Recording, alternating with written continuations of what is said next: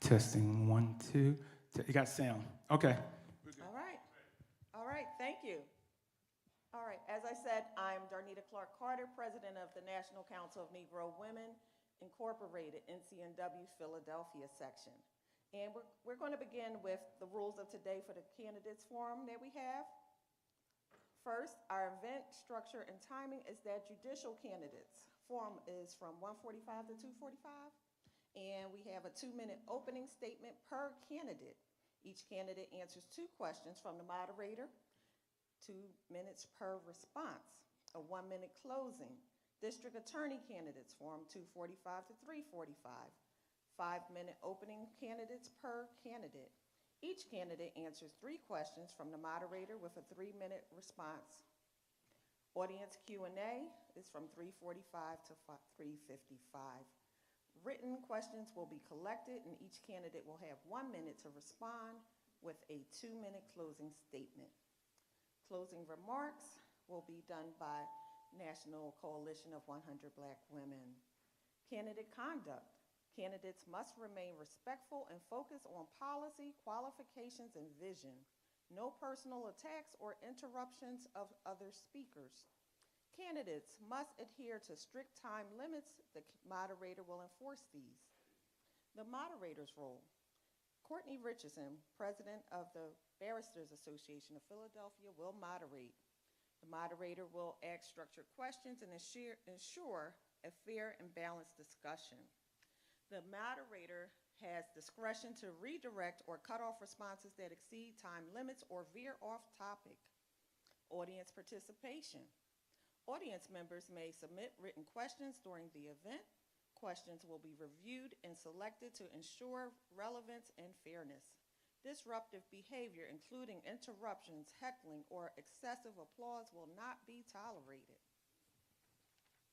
So now that we have that clear, I will read to you the biography of our moderator.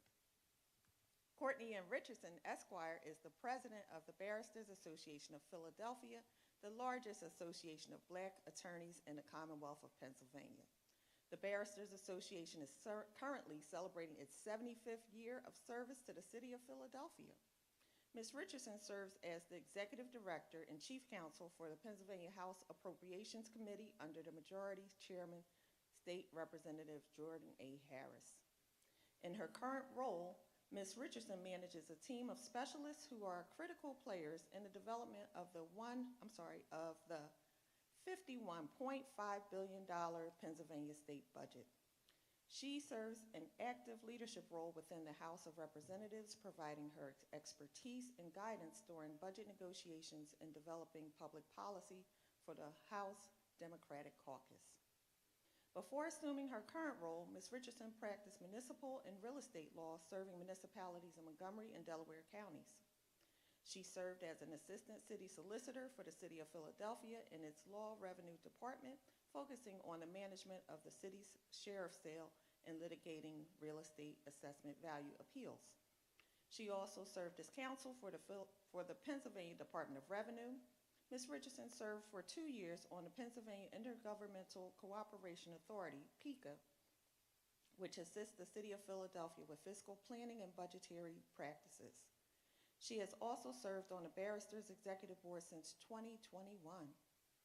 Ms. Richardson's career is a shining example of her versatility and adaptability. In addition to her extensive government service, she embarked on her professional journey in the financial services sector, working for various firms, including Merrill Lynch, where she attained the title of Assistant Vice President of Wealth Management at age 26. She is featured in the New York Times bestseller, Get Good with Money, and the national bestseller, Happy Money, Happy Life. Her financial and legal commentary has also been featured in multiple publications, including New York Magazine and the Huffington Post. Her exceptional skills were recognized in 2022 when she was named a Pennsylvania Super Lawyers Rising Star. Ms. Richardson, a proud Philadelphian, grew up in Mount Airy and is a member of the 243rd class of Central High School. I apologize. Philadelphia High School for Girls, 250 out of Central. All right. Her academic journey took her to the University of Pittsburgh, where she earned a BA in philosophy, and then to West Virginia University College of Law, where she graduated as a distinguished member of the Order of the Barristers. She furthered her legal education with an LLM in taxation from Temple University Beasley School of Law and a certificate in estate planning. Ms. Richardson is a charter member of the Omega Zeta Omega chapter of Alpha Kappa Alpha Sorority Incorporated. She is married to Tyrone B. Chavis and bonus mom to Jordan, Aaron, and Julia. With that, I present to you our moderator, Ms. Courtney Richardson.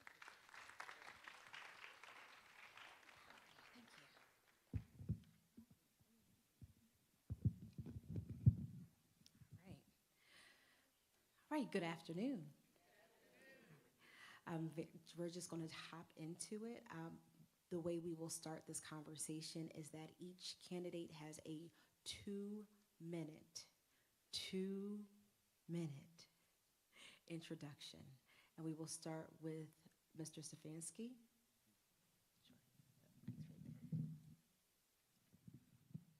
Thank you. Good afternoon.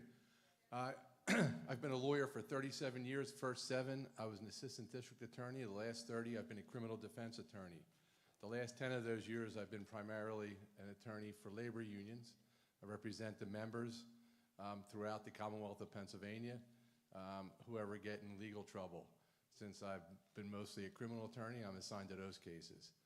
I'm recommended by the Bar Association, and I'm endorsed by the Democratic City Committee.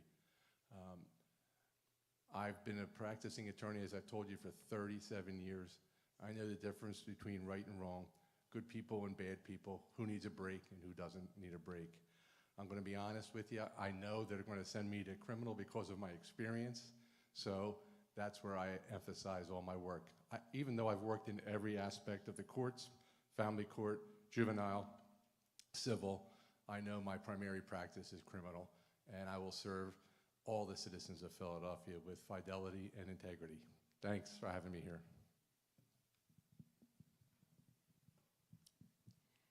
Good afternoon, everyone. My name is Kia Gee. I am running for judge for the Philadelphia Court of Common Pleas. I'm a lifelong Philadelphian.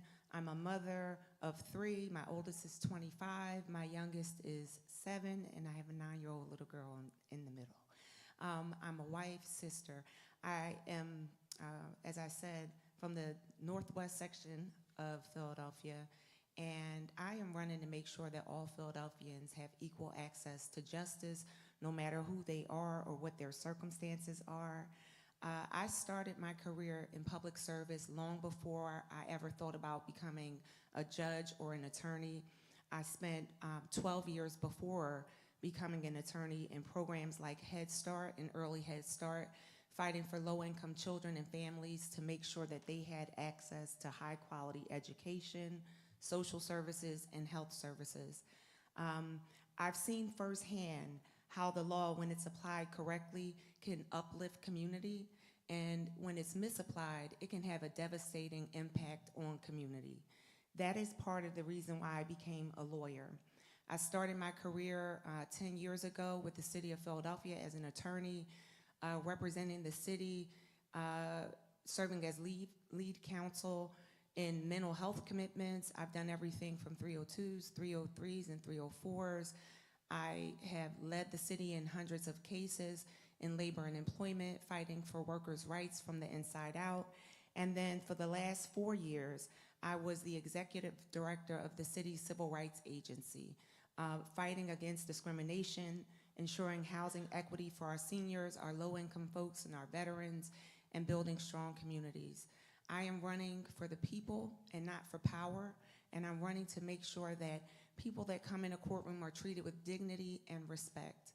I won't be able to stay for the Q&A section, but I did want to make sure that I came out to meet with you all. Thank you.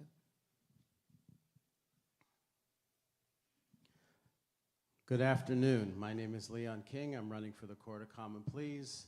I've been a practicing attorney here in the city for 33 years. And I'm running for the court not just because I'm qualified. The bar has recommended me, the party has endorsed me, but I'm running for 3 other reasons. One, we need judges who have empathy and have experienced mercy. We need judges who problem solve, and we need judges that know the Constitution. So in my particular case, I was arrested when I was 19 out in California. You know, I was supposed to be going to college. I decided not to. I was on the 8th floor of the San Diego County Jail, scared to death. I confessed immediately, but I went before a judge who wouldn't listen to the district attorney and send me 2 years to state prison. He gave me 3 years probation, and then he would dismiss and overturn my charges. So I did that. I applied to law school, had to explain that. I applied to 2 bars. I applied to the city of Philadelphia. And 20 years later to the month, I somehow became the commissioner of the Philadelphia prison system. And it was my experience being in the system only for 4 days that led me to do all the progressive things that I did at the Philadelphia prisons in regard to establishing mental health court, reentry services and programs, discharge medications. There are hundreds of thousands of black men, mostly running around the city, who will continue to benefit from what I did. I decided that when I saw that there were a lot of mentally ill inmates, I went down and I helped create mental health court. And we need to have judges that see those gaps in the system after people are sentenced, you know, that cause them not to be reintegrated into society and hurt you again. We need judges like that. And we need judges who know the Constitution. So I'm one of the few people who can say I was actually a civil rights lawyer for over 11 years. That's all I did. So I know the 14th Amendment that's much talked about. I know all the other aspects of the Constitution. And when I sit on the bench, I'll make sure that we protect those rights.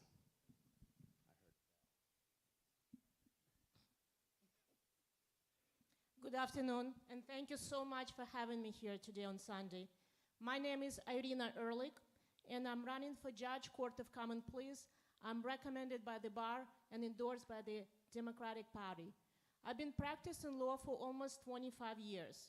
I'm going to bring the balance to the bench. I was a prosecutor in Philadelphia for 13 years, and the last 12 and a half years, I've been practicing criminal defense, immigration, and I'm representing elderly and disabled people in orphans court, making sure that their rights are not taken away. A little bit about myself. As you can all gather, I have an accent. I was born and grew up in the former Soviet Union. I came here at the age of 21 in 1994 with my parents and my grandmother. We escaped that country because we did not want to live in fear, we did not want to live in chaos, and we did not want to live without democracy.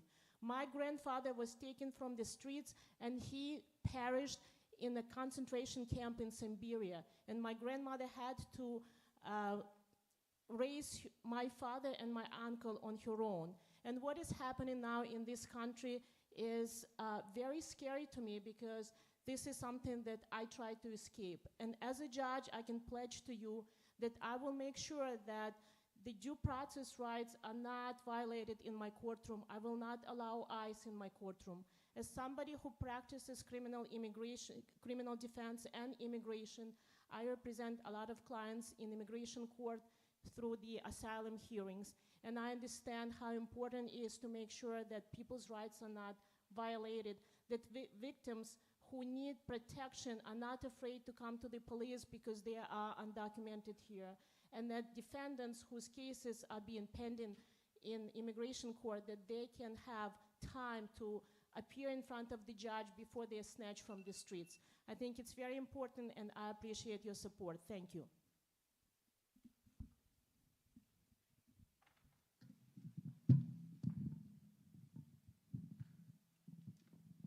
Good afternoon. Thank you. I am Deb Watson Stokes. I'm the #1 trial attorney, female trial attorney in the state of Pennsylvania.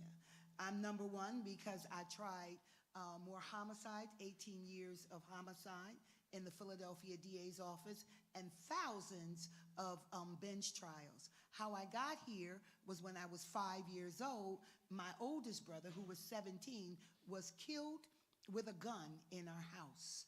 As a result of that, my 5-year-old self The only thing I could do was give my mother a tissue. But I say to you, God places you where you are supposed to be.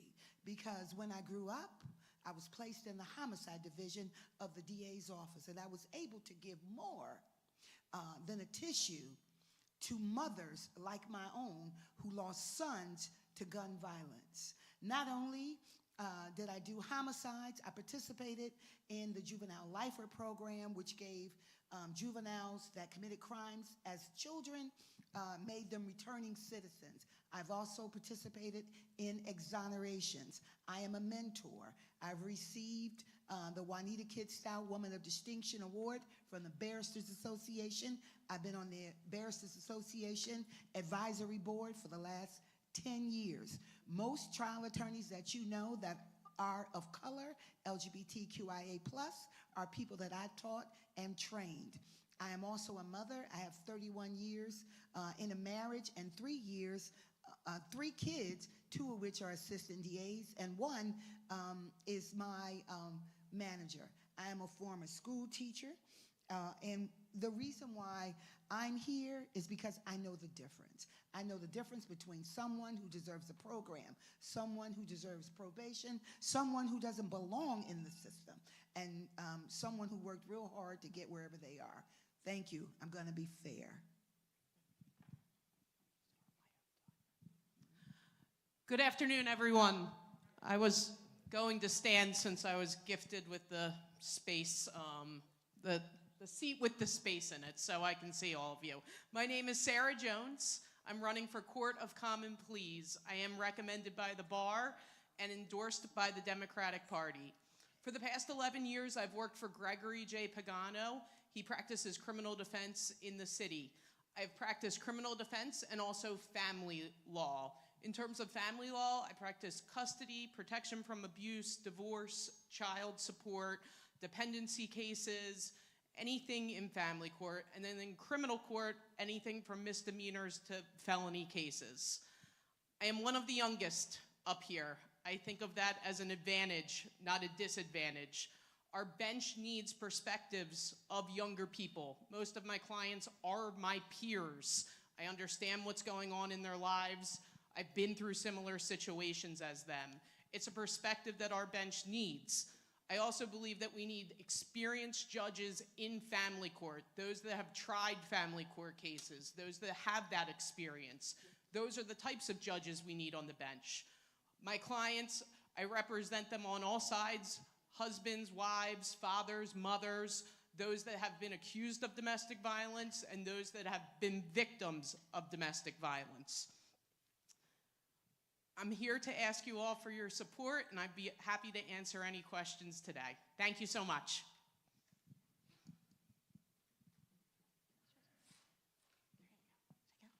Good afternoon, everyone. My name is Amanda Davidson.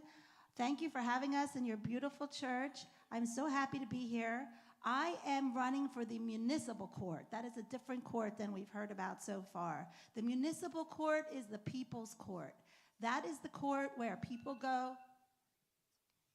That is the court where people go when they have a small claims issue, when there's a landlord-tenant case, or where the criminal proceedings start out in the municipal court.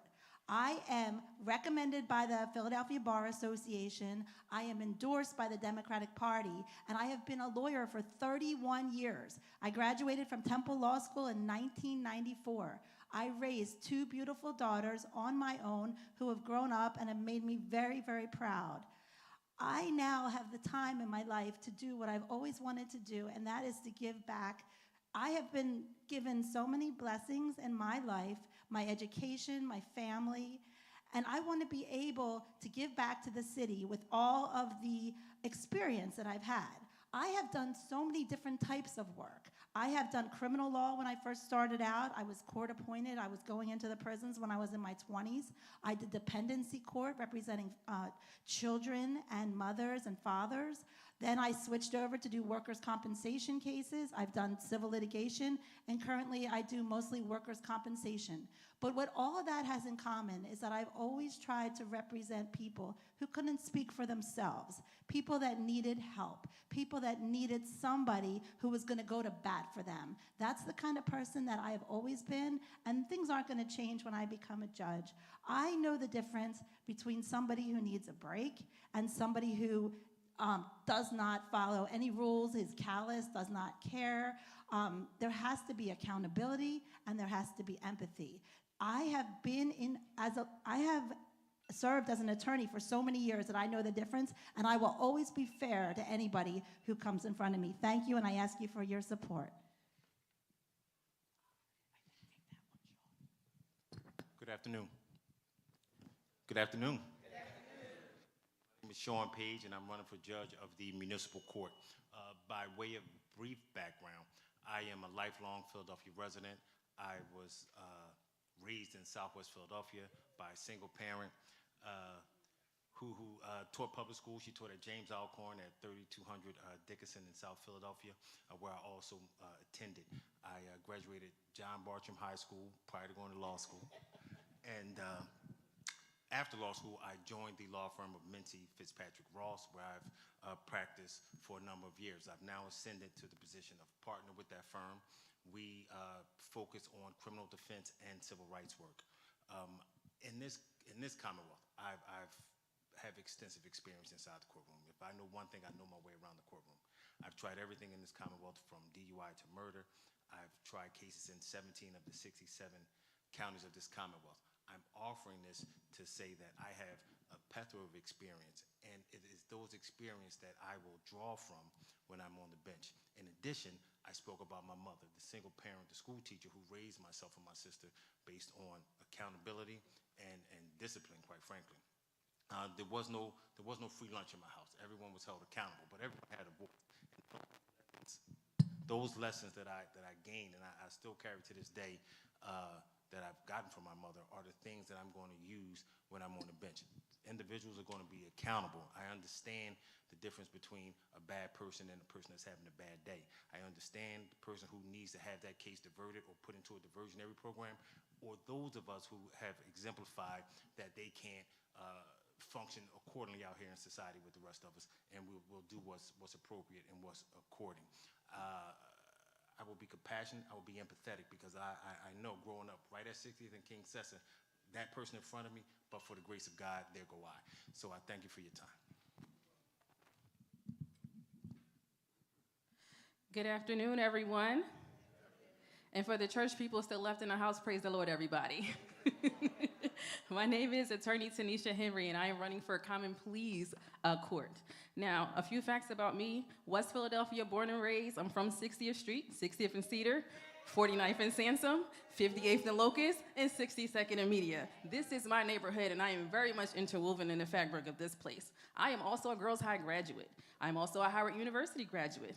I am also an international missionary, where I served as a 14-year-old missionary in Barbados, West Indies, under the leadership of my mother, helping to establish a church that was struggling to get off the ground. I was there so long that I also went to school there. I walked miles and miles to and from school on dirt roads. There were no sidewalks, and y'all know the traffic was driving on the opposite side, and I was dodging chickens and cars on the way to school.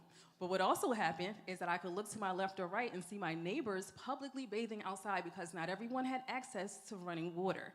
Now, I thought I was poor when I was going to Hamilton with soles in the bottom of my shoes, but that's a different type of poverty. So my eyes were therefore open. I am a lifetime servant. For those of you that know, I'm a pew baby. That means I was born right here in the front row of the church pew, and I was prepared for this pulpit right here. So the Lord has graced me with ministry and marketplaces, which is what I'm doing right now. To whom much is given, much is required. But I'm prepared to work. I have offered more than 10 years of free legal services to churches, to organizations, to the Islamic community, and anybody who figures out how to find my phone or find me on Instagram. And I have never asked for a dime, nor have I ever looked for it. Thank you. I have 10 years in public service law. That means I chose to work in service. Former city solicitor, former law clerk, former hearing officer. I have already done the job. I have already presided over cases. And now I'm currently providing services to group homes. Tanisha Henry, I hope to see you on the polls on May 20th.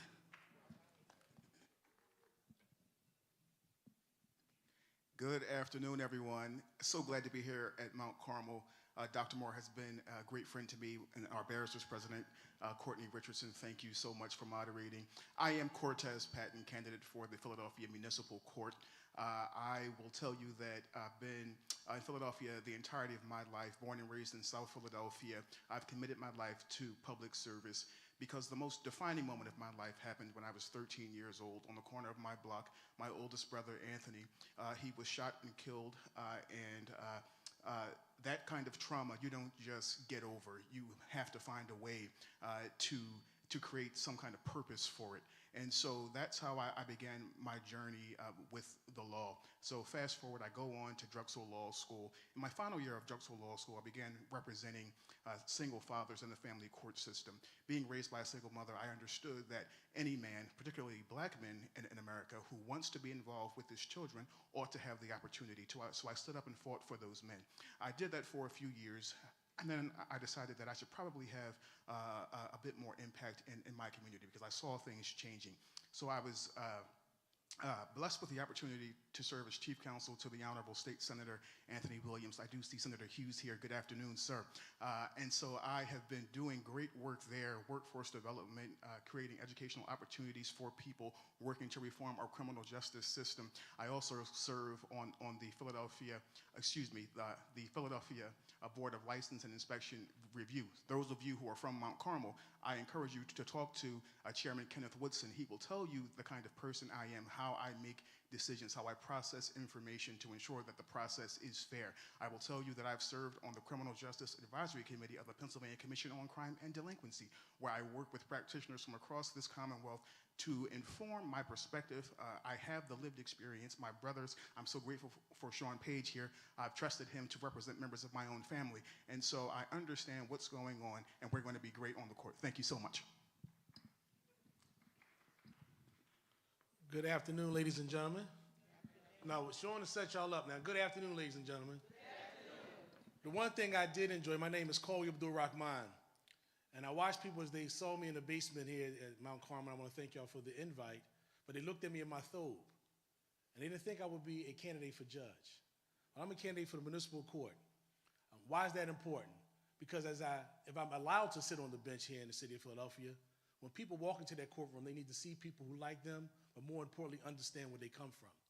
You heard every judge up here is going to tell you the exact same thing. So let's be clear, they are all qualified. They've all done the work, and they've all put the time in. But the thing is, what have you done in the community to know who makes that person the person who needs that break? How do you know that person don't deserve to have the opportunity to get back on the street? I can tell you that. Since 1995, when I started law school in Miami, Florida, in Dade County, I started coaching Little League football. From there, I came back to Philadelphia in 2003, where I've been practicing law here in Philadelphia. I've been coaching between the Blackhawks at 11th and Cecil B. Moore, not far from where I grew up at Rich Allen Homes, but also now at 33rd and Diamond at Cecil B. Moore Stingrays. Cecil B. Moore, think about that name. While at Cecil B. Moore Stingrays, I'm able to coach little kids who come from what we talk about. They're going to come in front of us from situations that you're going to have to understand that that person may have never had someone there for them, never had someone to encourage them, never had someone to say that's not the right idea, never understood that you have to be mindful of who you're with and be careful because those people will put you in situations that will land you in front of one of us one day. That is how you know who deserves a break. That is how you know who do not belong in the sandbox with your family. So between practicing law, as a law clerk for 10 years in family court, doing criminal defense as well as civil litigation, of course we can do the job because we've been doing it for 5 years. That's what it requires to be able to become a judge. But think about this more importantly, I'm endorsed by the people. Good afternoon. My name is Larry Farnese. I'm an endorsed candidate for the Court of Common Pleas here in Philadelphia. Thank you for having me here today.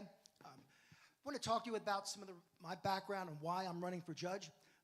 I was graduated law school in 1994. So I've been practicing law for about 30 years. Handled cases in Pennsylvania. I was a litigator, so I handled cases in Philadelphia, handled cases before the Pennsylvania Supreme Court, Commonwealth Court, Superior Court.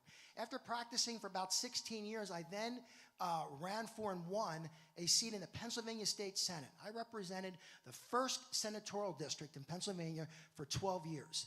And what I did there is I actually wrote laws.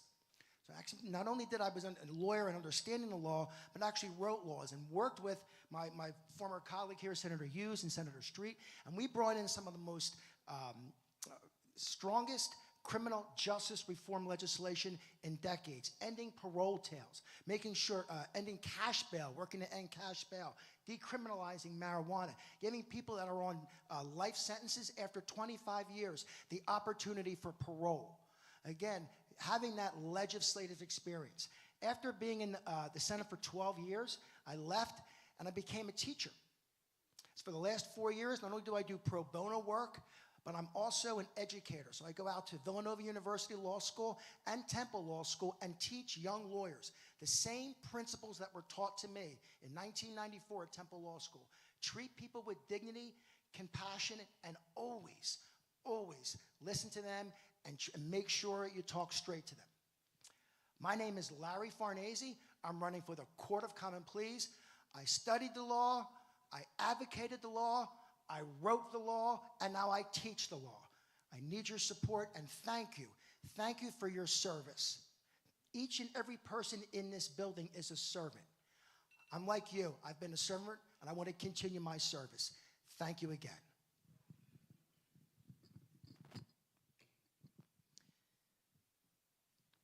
Good afternoon. My name is Mike Huff, and I'm a candidate for judge here in Philadelphia. Thank you again for having me.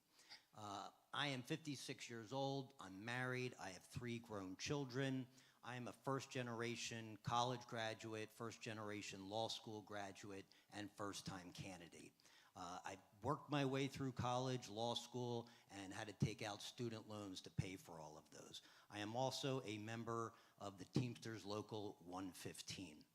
I've been practicing law for over 30 years in both Philadelphia, New Jersey, Pennsylvania, state and federal court. I have both trial experience as well as appellate experience.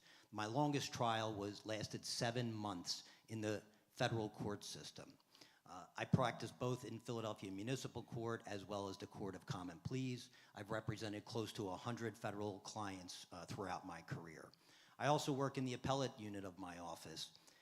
I have alone filed 44 appeals to the Pennsylvania Superior Court and Supreme Court just in the last 2 years. I've argued before the Pennsylvania Superior Court, the New Jersey Supreme Court, and the New Jersey Appellate Division.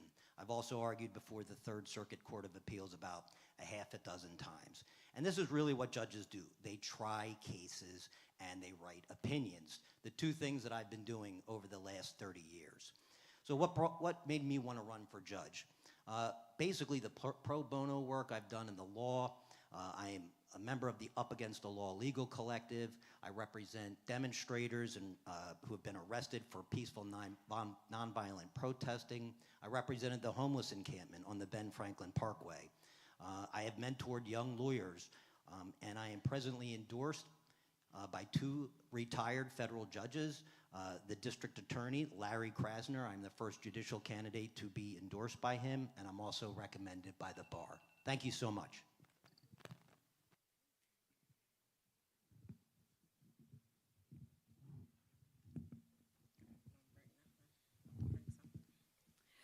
So what we'll do in this conversation is we're going to have a few general questions. We're going to have 3 general questions, and then we'll have questions specifically for those who are running for municipal court and those who are running for common pleas. So what we're going to do is we're going to do 2 minutes per question. Now, you don't feel compelled to answer every question. So what we'll do is I'll give you those who would like to respond. We can do that, and then we'll move to the next question. In her 2001 Berkeley Law speech, United States Supreme Court Justice Sonia Sotomayor shared that, quote, personal experiences affect the facts that judges choose to see.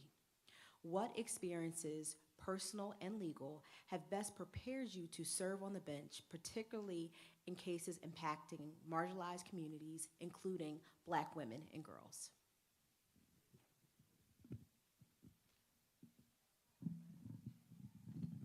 I'll start. This is just not my opinion, but it's the opinion of the Cure Report. And if you don't know about it, look it up. All right. Who among us doesn't know that the criminal justice system is racist and needs reform? All right. As an African American female and as an African American female assistant district attorney, not only did I see actual racism in the system as to the way certain people were treated as opposed to the way certain other people were treated, but I experienced myself, and also I've seen it as it related to Black female judges. So as a judge, what I want to do is I want to bring that experience, and I want to meet everyone where they are. I want to make sure that everyone is treated fairly, regardless as to how much money you have, where you live, the color of your skin, and your sexual orientation. Thank you. May I please? Yes, again, it's Irina Ehrlich. And the reason I wanted to speak is because I serve as a court-appointed attorney in Juvenile Justice Center and also in Family Court in Philadelphia, where I represent a lot of juveniles. I also represent clients in federal court through the Criminal Justice Act, which is a program where attorneys appointed for indigent people. In my capacity as a court-appointed attorney, I represent a lot of women because very often women defendants, they're more comfortable with female attorneys.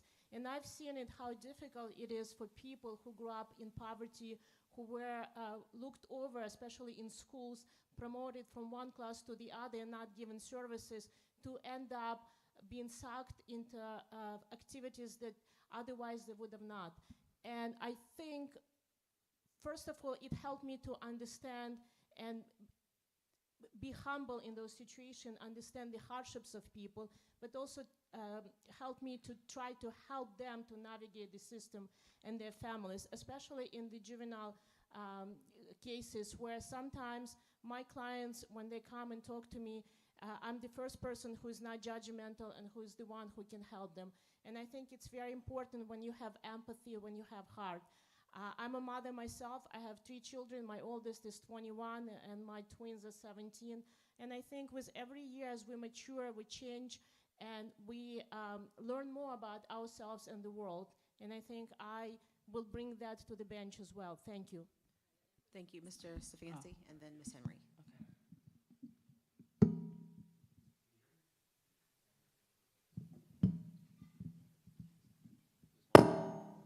Now it's working. Right. I had the privilege of representing a Jamaican national in Berks County. The courthouse there is in Reading.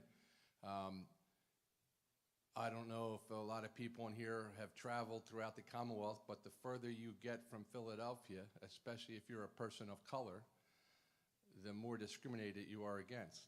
And that not only goes for the client, but for me, the attorney who walks in representing that client. So I'm representing this Jamaican national who was pulled over. He did have 10 pounds of marijuana in the trunk of his car. However, I filed a motion to suppress. The good old boy, local cop, gets on the stand, and I begin cross-examining him. I said, "Did you pull my client over because he was speeding?" "No." "Did you pull my client over because he was changing lanes without using his turn signal?" "No." "Did you pull my client over because he had an expired license plate?" "No." "Did you pull my client over because he had tinted windows?" "No." So basically, you pulled my client over because he was black. Yes. The judge went ballistic, broke her gavel, out, him to get out, motion granted. Sheriff, remove the handcuffs from that man, release him immediately. "But, Your Honor, he has an ICE detainer." "Let me see it." Sheriff handed the ICE detainer. She tore it up. Gone.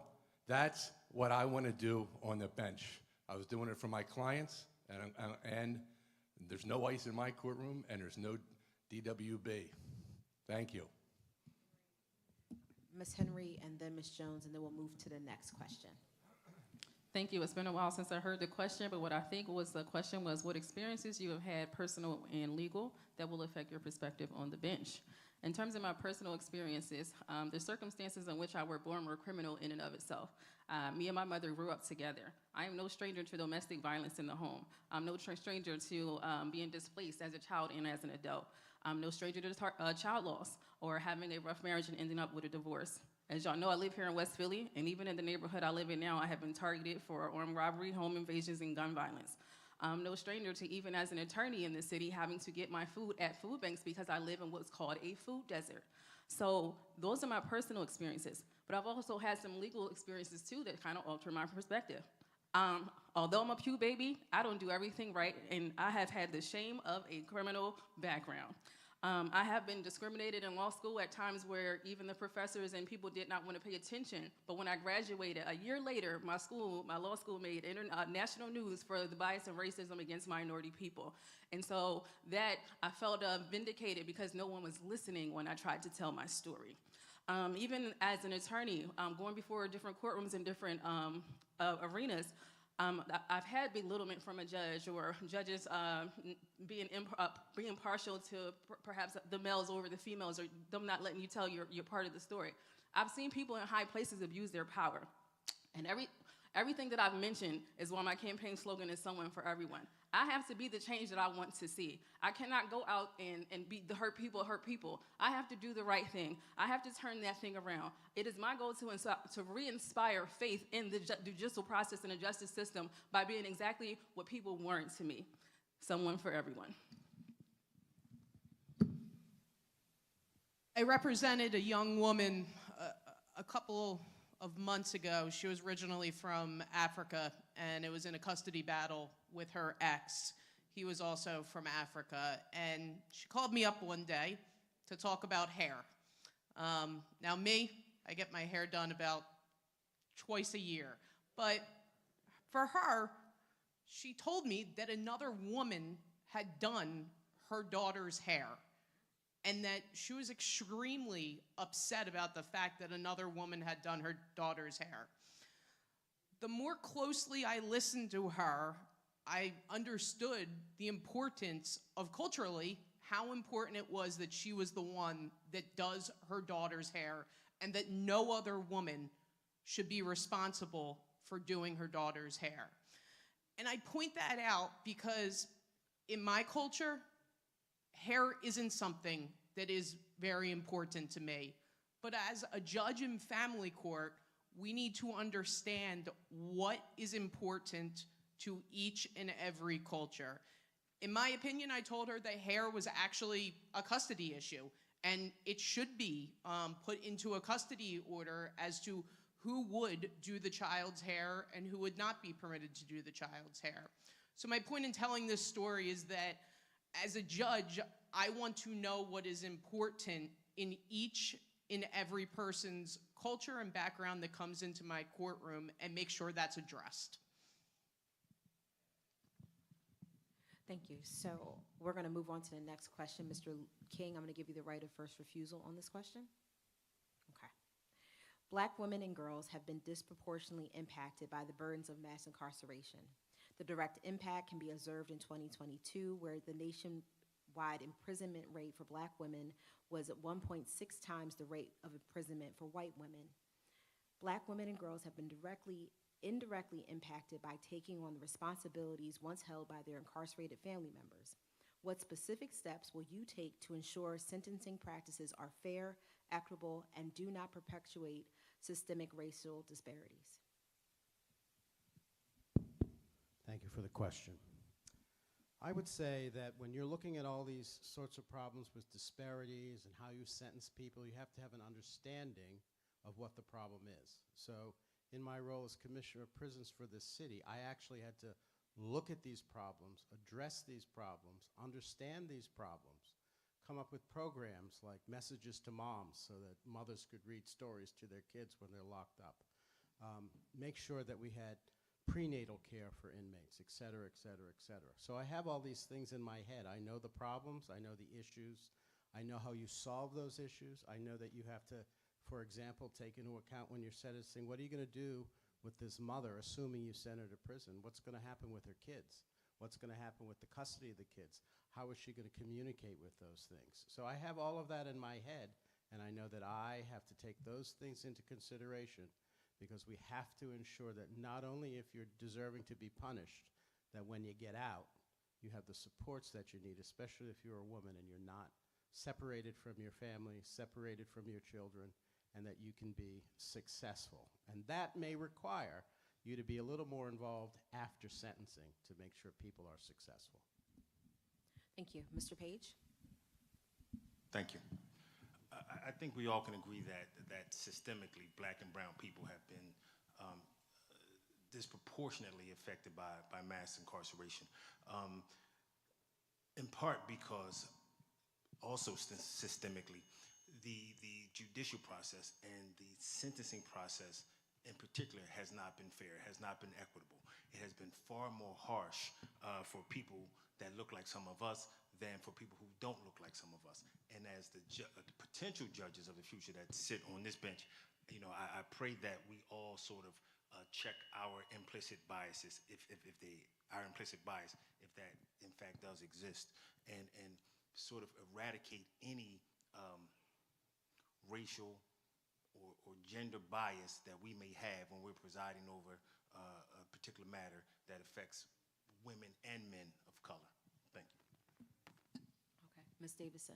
Yes, thank you. I just want to add on what Sean Page just stated, and that is we do need to look into implicit bias and systemic bias much more than we even have already, and that would be through education, that's through continuing education for judges. It's very important that we continue to learn and to get more information out there to the judiciary and the lawyers as to what our belief system is, how that is different than what other people's belief systems are, and how it, systemically black and brown people have been very much hurt by all the different parts of the judicial system, specifically when it comes to incarceration. So in the municipal court, we have many diversionary programs where we don't have to sentence people to prison. And we were going to take advantage of those diversionary programs, whether that's education, whether that's anger management, whether it's helping people with just manage their household budget, any type of substance abuse programs, mental health, all of those programs are available. So before we have to even turn to incarceration, we have to look at the gamut of the different programs that are available so that we don't have to incarcerate people when it is really unjust to do so. Mr. Abdul Rahman? Yes, thank you. That was an excellent question. And one of the things that I think we need to start off with is, how did they try to destroy our community? Look at the crack era. The crack era, they understood one thing: we must destroy our black women. So it's not just a thing of arresting you, but let's criminalize activity that we're doing. Heroin now is considered a mental health crisis. Crack was a criminal activity. A black mother was arrested for purchasing crack cocaine for the hard times that they may have lived in any neighborhood, any economic or social problem. Now she's losing her children. And that has continued to perpetuate what's going on in our community when it comes to our criminal justice system. Let's not just talk about the criminal justice system now. Our black women who has been charged with taking care of our community. What about the black mother who can't have the job that's needed to provide for her children? And now we criminalize her and take her children and put them in DHS. Why? Not because she's not a good mother, but because she can't keep the lights on, because she can't keep a roof over their head. So now we criminalize her once again. We criminalize her to destroy the community by putting her in jail for crack, and now we criminalize her because she can't get the job needed to provide for her children. This is more than just wanting to be on the bench. This is understanding why we need to be on the bench. We need to be there for our community at all levels. Thank you. Mr. Farnese and then Mr. Huff. Thank you. Thank you very much. Again, just to sort of dovetail on some of the other comments that were made, what we're really looking at is how do we address this systemic problem, the systemic racism? In 2020, there was an article that came out about that in our Philadelphia courts, there are judges there that do not believe there's a problem. Think about that. We have judges sitting on the bench right now that do not believe that systemic racism even exists. So what do we need to do? We need to educate We need to send people to the bench that understand service, to understand that when the jobs and the responsibilities that we're doing, we need to look at alternative sentencing as well too. We need to look at some different types of some restorative justice programs, especially when we talk about women of color and marginalized communities. What type of restorative justice programs? Looking at programs that look more than just repaying debt or punishment is what our racist system practices at times. Instead of just looking at the person, looking at understanding, apologies, the way that we can come together. Again, restorative justice programs are an alternative way that we can begin to have sentencing that doesn't destroy families, that doesn't break people apart, and doesn't continue the systemic racism that we know exists right now, not only in our courts, but in our legal system as well, too. We need to look at every single opportunity, every single tool in the toolbox. And I think that when we talk about restorative justice, I think that's something we need to even talk about more. Thank you.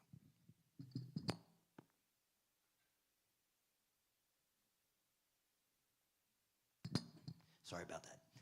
Again, my name is Michael Huff. Thank you again for having me. When I was a very young lawyer, I was in a courtroom.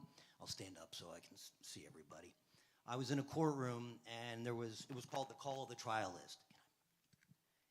And at that call of the trial list, judge calls the list, says Commonwealth versus so-and-so, and lawyers are supposed to respond, whether it's going to be a trial, a guilty plea, a continuance, or what have you.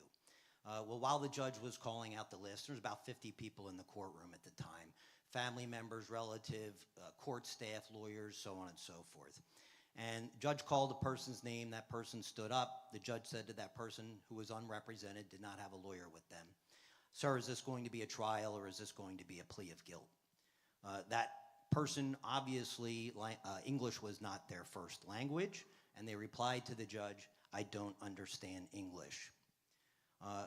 Much to my horror, the judges, instead of the judge saying, "Well, we're going to get you an interpreter, or we'll get, a public defender come over and talk to you and give you the help that you need," instead what that judge did was, well, say to the person, "If you don't speak English, then what language are we speaking now?"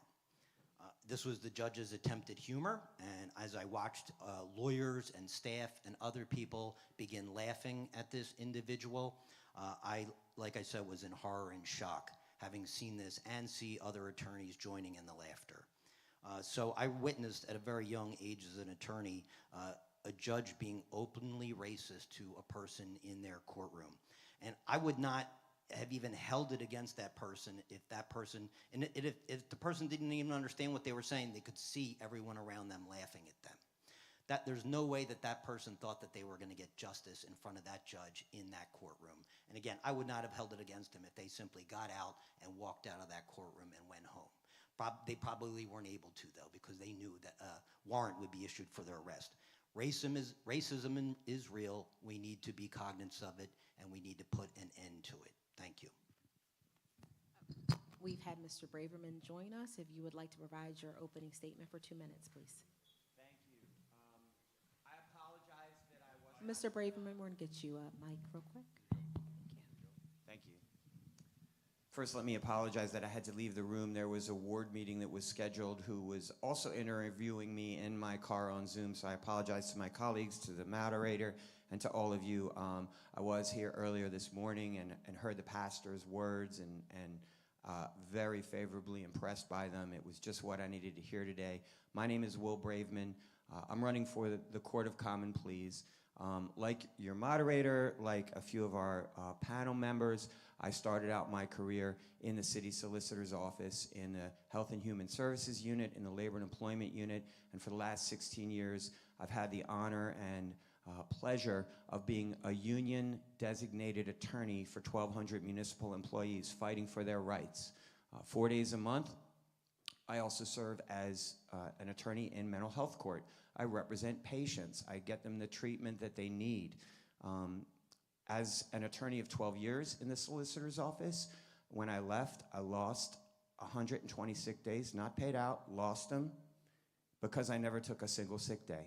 And you hear about judges who want to get to a tea time. I want to work hard. I want to be on the bench. I want to listen. I want to treat people with dignity and respect. One other story that I'll tell you briefly is I saw in family court when I was a young attorney, a woman get cursed out by her attorney, and I approached them and I said to her, "Ma'am, no one has the right to treat you like that. Let's get you a new attorney. You have the right to request one." In his presence, I said that, and the judge did appoint her a new attorney because no one deserves to be treated like that. Court should be a place of dignity and respect. No matter your color, no matter how much money's in your pocket, you should be treated calmly, and the judge should understand that court is a stressful place, and we need to de-stress those proceedings. And if elected, that's what I promise you I will do. Thank you for this time. Thank you.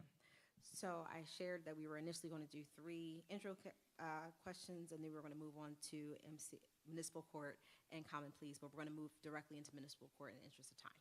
Okay. So Philadelphia's municipal court is the entry point for many legal matters within the city, providing a venue for civil disputes under $12,000, minor criminal offenses, landlord-tenant cases, and traffic violations. So many of those who appear in municipal court are without legal representation and are generally unaware of the court process. How will you ensure all parties are heard and receive fair treatment? Ms. Davidson, to start. Thank you. I'm going to try my luck with this microphone.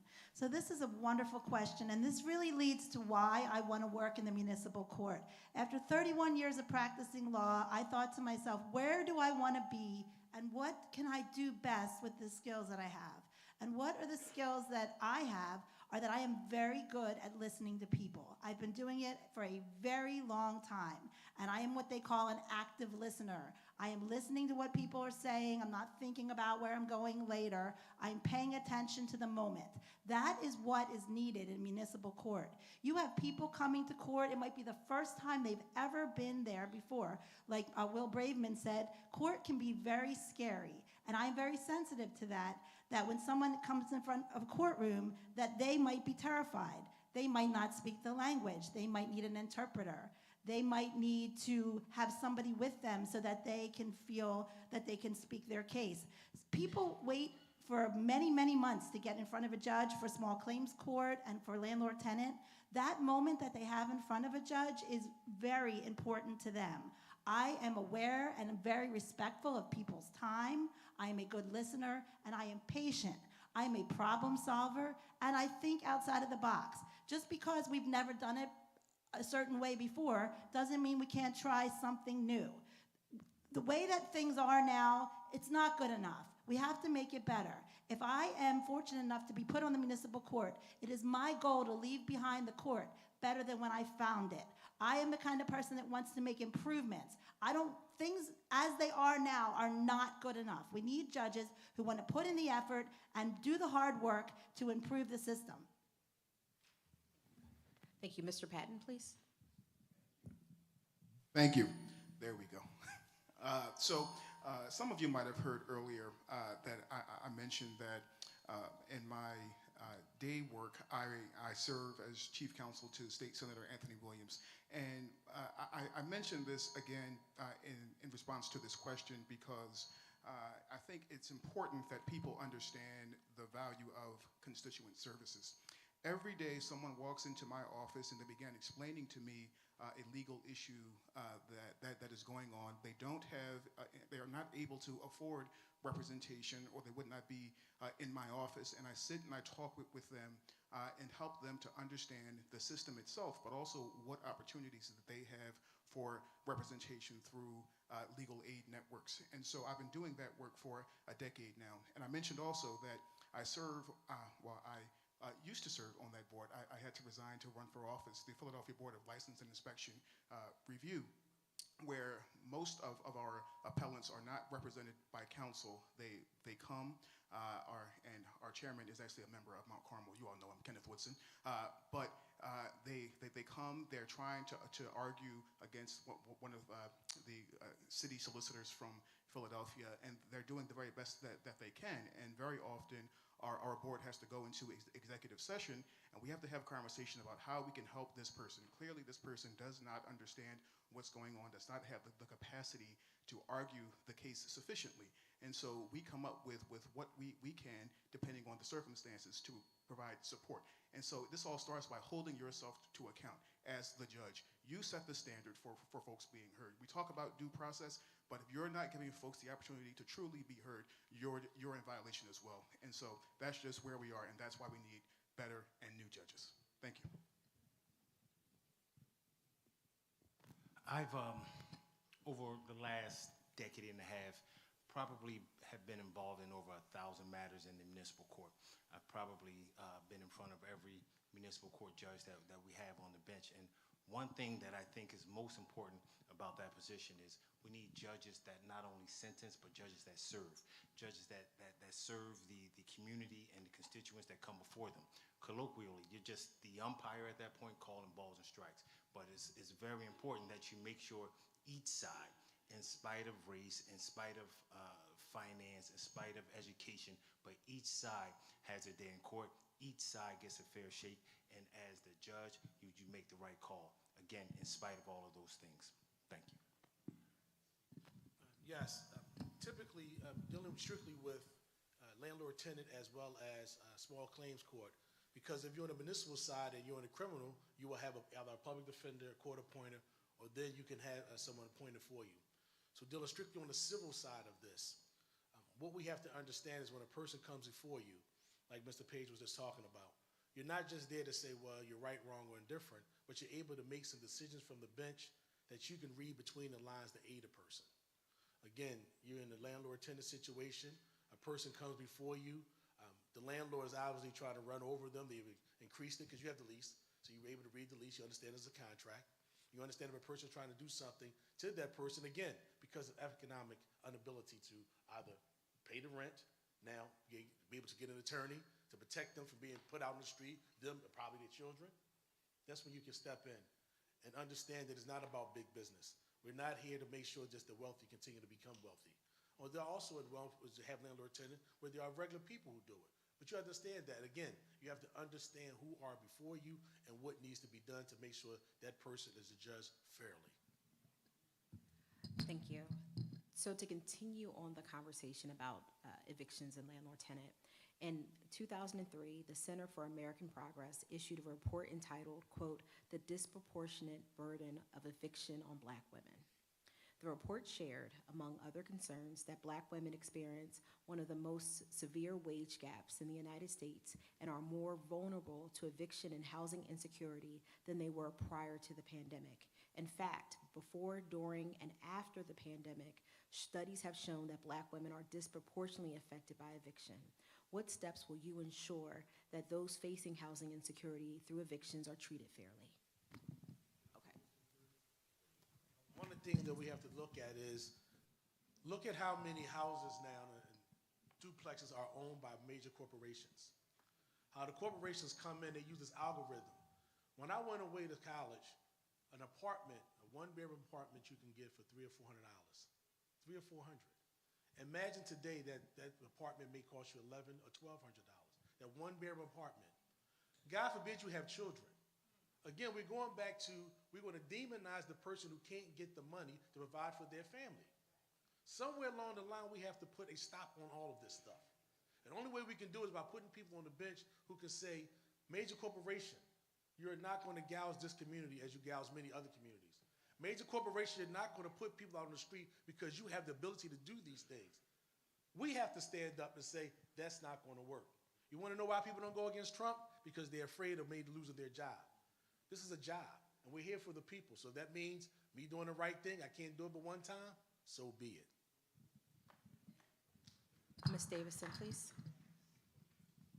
Okay, and we certainly are here for the people. And it is unacceptable that women, minority women, are bearing the brunt of eviction. It's absolutely unacceptable. What we're going to do, if I'm fortunate enough to be put on the municipal court, is we're going to look at these studies. We're going to work on the diversionary program so that this is no longer the case. Whenever there is such a statistical deviation and certain groups are bearing the brunt of eviction, something's wrong. I mean, there is a fundamental problem with what's going on with housing, with evictions in this country, and we have to take a closer look. We have to step back and figure out why is this happening and why is it hurting certain segments, women and minority women. So that is definitely going to be one of the forefront things in my mind as a woman, that I promise that I will pay attention to the fact that minority women are bearing the brunt of eviction.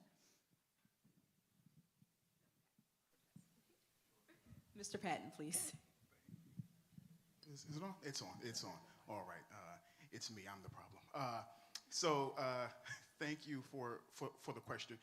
It comes as no surprise that Black women are the backbone of this country, and because they have been the backbone of this country, that they would be targets of this kind of behavior. But specifically in Philadelphia, I'm glad that we now have the eviction diversion program.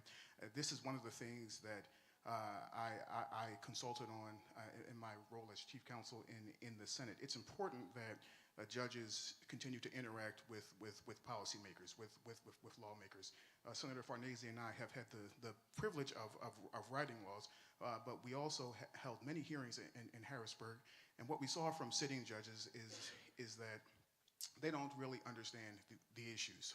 Many don't come from the communities that they're now serving, and so they don't understand. And so it's up to us as judges to be there, to be connected to the issues in a way that is meaningful for the people appearing before us. It's not enough to go through this diversion program and get 3 months. If I'm not going to help you get on the pathway to stability, then we're not really doing anything. We're continuing in the system of the government failing you. And so I think it's critically important that we have relationships as judges with lawmakers, because it's only through that continual interaction that we'll actually be able to solve these problems. And so that's what I'll do on the court. Thank you. So, Mr. Page, now, Mr. Huff, you are running for comment, please, correct? Yes. Okay, so we're gonna, I do have. On the ballot for both. Okay, so we'll, thank you. So I will take Mr. Page and then we'll grab you, Mr. Huff. Thank you for clarification. Thank you. Quite frankly, I agree with my colleagues that eviction, diversion, rent abatement are programs that we have to ensure through the legislature get the appropriate funding, and as judges, we employ them appropriately. But more importantly, we have to hold the landlords or the property owners accountable. We have to ensure that the predatory practices that they use to prey on people to get them into these housing situations exclusively for profit are stopped. They need to be held accountable both civilly and in some instances criminally. And as judge of the municipal court, I would do just that. Thank you. Thank you so much. Yeah, it's not only eviction, but it's also foreclosure. As I'm sure a lot of the people in this room know, during COVID, the court systems throughout the Commonwealth of Pennsylvania had to set up special courts just to handle the number of foreclosures, the number of evictions that were going on through COVID. And I think it's really important to understand, what is the root of that problem? Where did that come from? Well, mainly what that came from, especially from the federal government, was deregulation. Banksters, as I call them, as Sean just indicated, were giving out what I would call predatory loans. That means they were no document loans. They would not check on people's W-2s. They didn't look at people's tax returns. They didn't verify income, and yet they would hand these loans out left and right. Those loans would then get bundled and sold on the market for a profit. And what happened to the community? People were being kicked out of their homes that they had lived in for a very long time. They were told to refinance, go on a vacation, enjoy yourself, and they were given these loans that people would never be able to afford, would never be able to pay back. And that was really part of the root of what caused these problems. And not one of these bankers went to jail, okay? We need to hold those people accountable and their role in the eviction and foreclosure problems that we all face. And, I'm not here to just blame landlords. I mean, that they are, in my opinion, a little bit of a scapegoat. What we need is public housing for all. We need health care for all. We need as a right and not as a privilege. And it's hard to put the burden on private landlords, especially mom and pop ones. You know, this country needs to get serious like other countries do and provide public, clean, safe housing for all. Thank you. Thank you. So moving on to common pleas. In Pennsylvania, common pleas is a trial court of general jurisdiction handling a wide range of civil and criminal cases. These cases include family law matters, juvenile court matters, major civil lawsuits, most criminal cases, including felonies and major misdemeanors. And you have orphans court, my personal favorite, which are matters that are related to estates, guardianships, adoptions, and charitable organizations. That being said, I'd like to first focus on juvenile incarceration. Juvenile incarceration, especially for Black girls, has been increasing. Yet proper facilities for these young girls have been decreasing across this Commonwealth, leading to increased time in custody without rehabilitation or other proper services.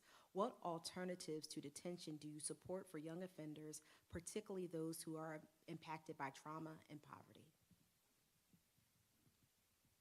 Mr. Braveman, please, first.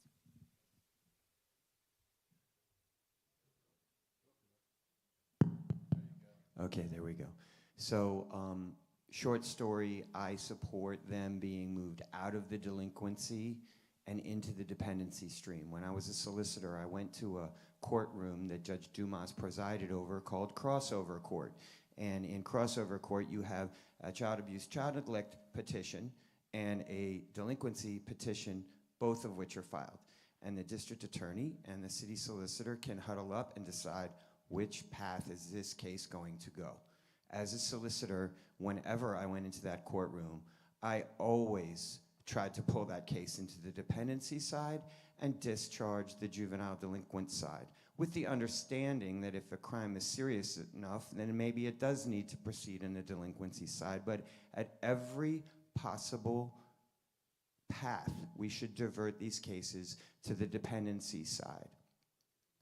Also, as it pertains to the immigration population, there's a process known as SIJ, Special Immigrant Juvenile, and if someone is adjudicated as a Special Immigrant Juvenile, then they can actually be fast-tracked towards citizenship. And that is a way to protect them and keep them here, because we should be a country that welcomes all people and that doesn't just try to racially profile them, pick them up on the street, and deport them. As judges in the courts of common pleas, I asked an immigration attorney, what can we do to make sure that our people of all races and colors are staying here and are treated fairly? And there are a few things, one of which is you open court and you say, are there any ICE officers here? And then you politely ask them to leave, because they will not disrupt our courts. That's our business in our state. If they want to pick up someone on the street, that's their business, but not in our courts. Ms. Watson-Stokes, and then Mr. King, please. Okay. First of all, the Juvenile Act provides that children should be rehabilitated, supervised, and treated. So what that means is that you should remove the child only in the most extreme circumstances for the home. And we know, as Black women, that no one's going to love you like your mother, right? No one's going to give you that same level of love. And so when we think about our children, we do not want them removed from the home unless there are alternatives. What kind of alternatives are we talking about? First of all, electronic monitoring. In Philadelphia, the electronic monitoring system is handled by Track Group. It is very sophisticated, and you can have a lot of kids going to school activities, going to church under electronic monitoring, or house arrest. So there are other means of monitoring a child before you actually remove them from the home. One of the things that the studies have now shown is that the juvenile brain is not developed. We now know that the juvenile brain is not developed, and because of that development, even in cases of homicide, we are looking to change those kinds of sentences as it relates to felony murders, women, and other kinds of crime and support programs for returning citizens. So I would say only in the extreme cases should we remove a child from their home. And they're very rare extreme cases. Mr. King?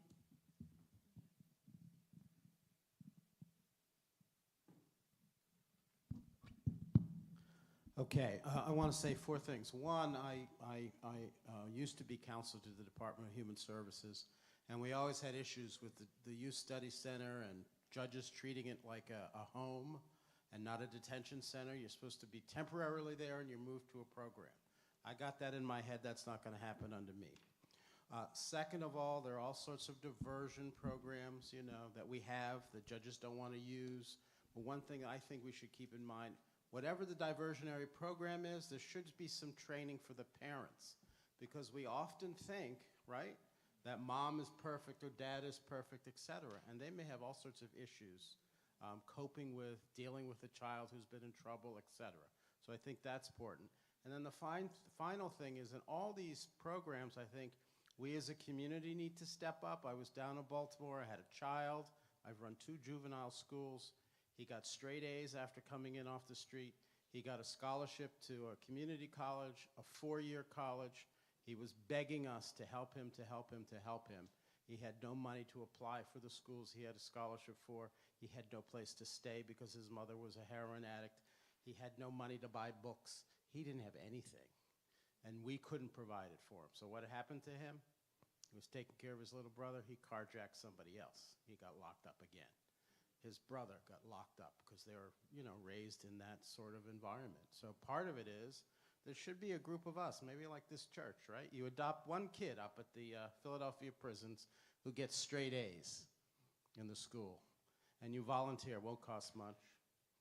Pay his application to CCP, make sure he gets his books, make sure he has a place to stay, and I guarantee you 85% of the time you're going to have a success in that particular situation, and guess what? They won't be out carjacking again, hitting people over the head for their purse or their wallet, and judges have to be aware of those things and advocate for those things in addition to, you know, just running the courtroom. Ms. Ehrlich and then Ms. Jones, please. Yes, there are 3 juvenile delinquent courtrooms in family court right now, and I'm in those courtrooms every day. I also go to the Juvenile Justice Center at 48 in Haverford, and I represent, as a court-appointed attorney, the juveniles, girls, boys, and I see firsthand what's happening there. And the issue is that we need more resources, because the problem is very often the kids, they come from the broken homes. And in order for them to stay in the home, the parents, they need help. They need ability to supervise the kids, because if parents have to go to work and the kids are left to themselves, they're left to the streets. And I think it's very important when we have the probation department working with the families and we have more resources. And Philadelphia, unfortunately, is neglected in Harrisburg. We need more money for our kids here. Then, once we have more money, we can also purchase more GPS devices, because it is effective. And then another very important thing is to help kids to get the vocational training, because when they're at this age, 14 and older, they can get permits to work. And I know this because when my kids were in school, they're at Central High, their counselors helped them to get those permits. But if the kids don't have the counselors and don't have families, they don't even know where their social securities, they don't know where their birth certificates. And we're putting them in a very difficult situation because they don't even have anybody to help. So if we have probation officers with the court helping them to start in those programs, start having mentors, starting working, that will change people's lives. And of course, when you have a mentor, when you have a program to go to after school, when you feel that somebody cares about you, whether it's a judge or a defense attorney or community, then we'll make impact. We may not save everybody, but we'll try.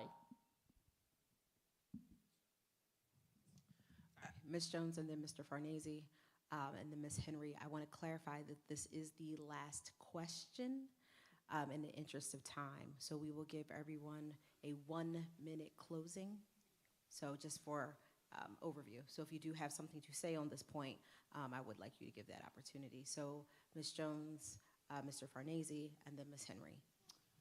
I would agree with my colleagues that in the juvenile justice system, that incarceration should only be in extreme cases. And, you know, one thing that's extremely important is that us as judges need to constantly be questioning what programs and places these juveniles are in. There has been so many tragedies within the juvenile justice system in terms of placement facilities where everyone just assumed that things were fine there, and no one asked the question, and no one listened to the juvenile that was in the courtroom screaming, "I'm being abused," or "this is not a good place for me." And as judges, we need to listen. That is our job. We need to listen to these juveniles, and we need to not always take the word of someone that has authority at a juvenile justice system or in a program. I believe it is my duty to constantly be questioning those that are in authority and for those that do not have a voice. And I think that's especially true in the juvenile justice system. I have Mr. Farnese Yes. and then Ms. Henry. Thank you very much. Just a couple of quick points on this. My name again, Larry Farnese. You know, I learned very early on as a student public defender that incarceration must be avoided at all costs, especially when you're talking about young people, okay? And again, I think that's why when we talk about the abilities for judges can do a lot. We have the ability to change guidelines. We have the ability to do things with sentencing, right? We have the idea to send juveniles to programs. We also have the ability to look at restorative justice types of programs, and I talked about that earlier as well too. Programs that take out the guilt and responsibility and the payment and look at understanding and other ways to do that. And I also think there's another piece here as well too. Judges can't do this alone. We have got to be willing and able to meet with the legislature, to work with other branches of government, and address these systemic problems. We're judges, we're only one branch of government. I have done this for 12 years. Many opportunities we worked on criminal justice reform, not just the legislature, but we had the judicial branch with us again. So again, my point here is not only is this a significant problem that the bench has to take care of, but we as judges need to demand that we have buy-in by not only the legislature, but also the executive branch as well too. Josh, our governor, has to make sure that it is on his list of priorities as well too. It is our the most precious natural resource that we have is our children. Thank you. Y'all know I like to repeat the question. Part of the question I heard was that juvenile incarceration for females have gone up, but there have been less facilities available. Side note, I do speak very fast. I am not nervous. I probably should have been announcing horses at the racetrack as my initial calling, but this is my baseline. And you can ask my mother, she's here to attest to that. But back to the question. I think that in this situation, primarily what has to be considered is a diversion program. As someone has already said, and I know to be true for myself, is that these are children. And if you think about brain development in children and what their basic capacity is, these children are not thinking past today. They are not thinking past what my friends did or I want to be cool or just being caught up in a moment. So as adults, we have to do the thinking for them. That because of their natural limited capacity, jail should not be the automatic answer. Diversion programs. People are committing crimes because they often have a lack or a need that is not being fulfilled. So what are the underlying issues in the house? What's going on with this particular youth, and what can we do to specifically target how to help this one? Not just through this situation, but kids are only 1 through 18 for a very, very short time. So as a part of that, are we giving them life skills? Are we getting them to think ahead about their future and their education or how they're going to maintain living on their own? You got to plant the seed, get them get them into a diversion program, but also prepare them for life. And I think that we don't always do that in the courtroom. More than that, I know that judges should be resourceful, right? They should have their ears to the ground, feet planted in their neighborhood and community so they can know what other resources are available. Case in point, I'm whole entire career in family court.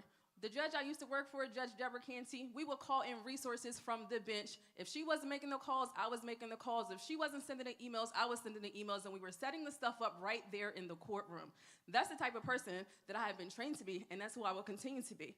Now, what I do know, my current job, Child First Group Home, we offer those services now, and we do not allow people to do those GPS monitors because they are family settings, and we need to teach them about families. I'm already doing the job. Thank you. Thank you. Closing statements, we're going to start with Mr. Braveman and work our way over.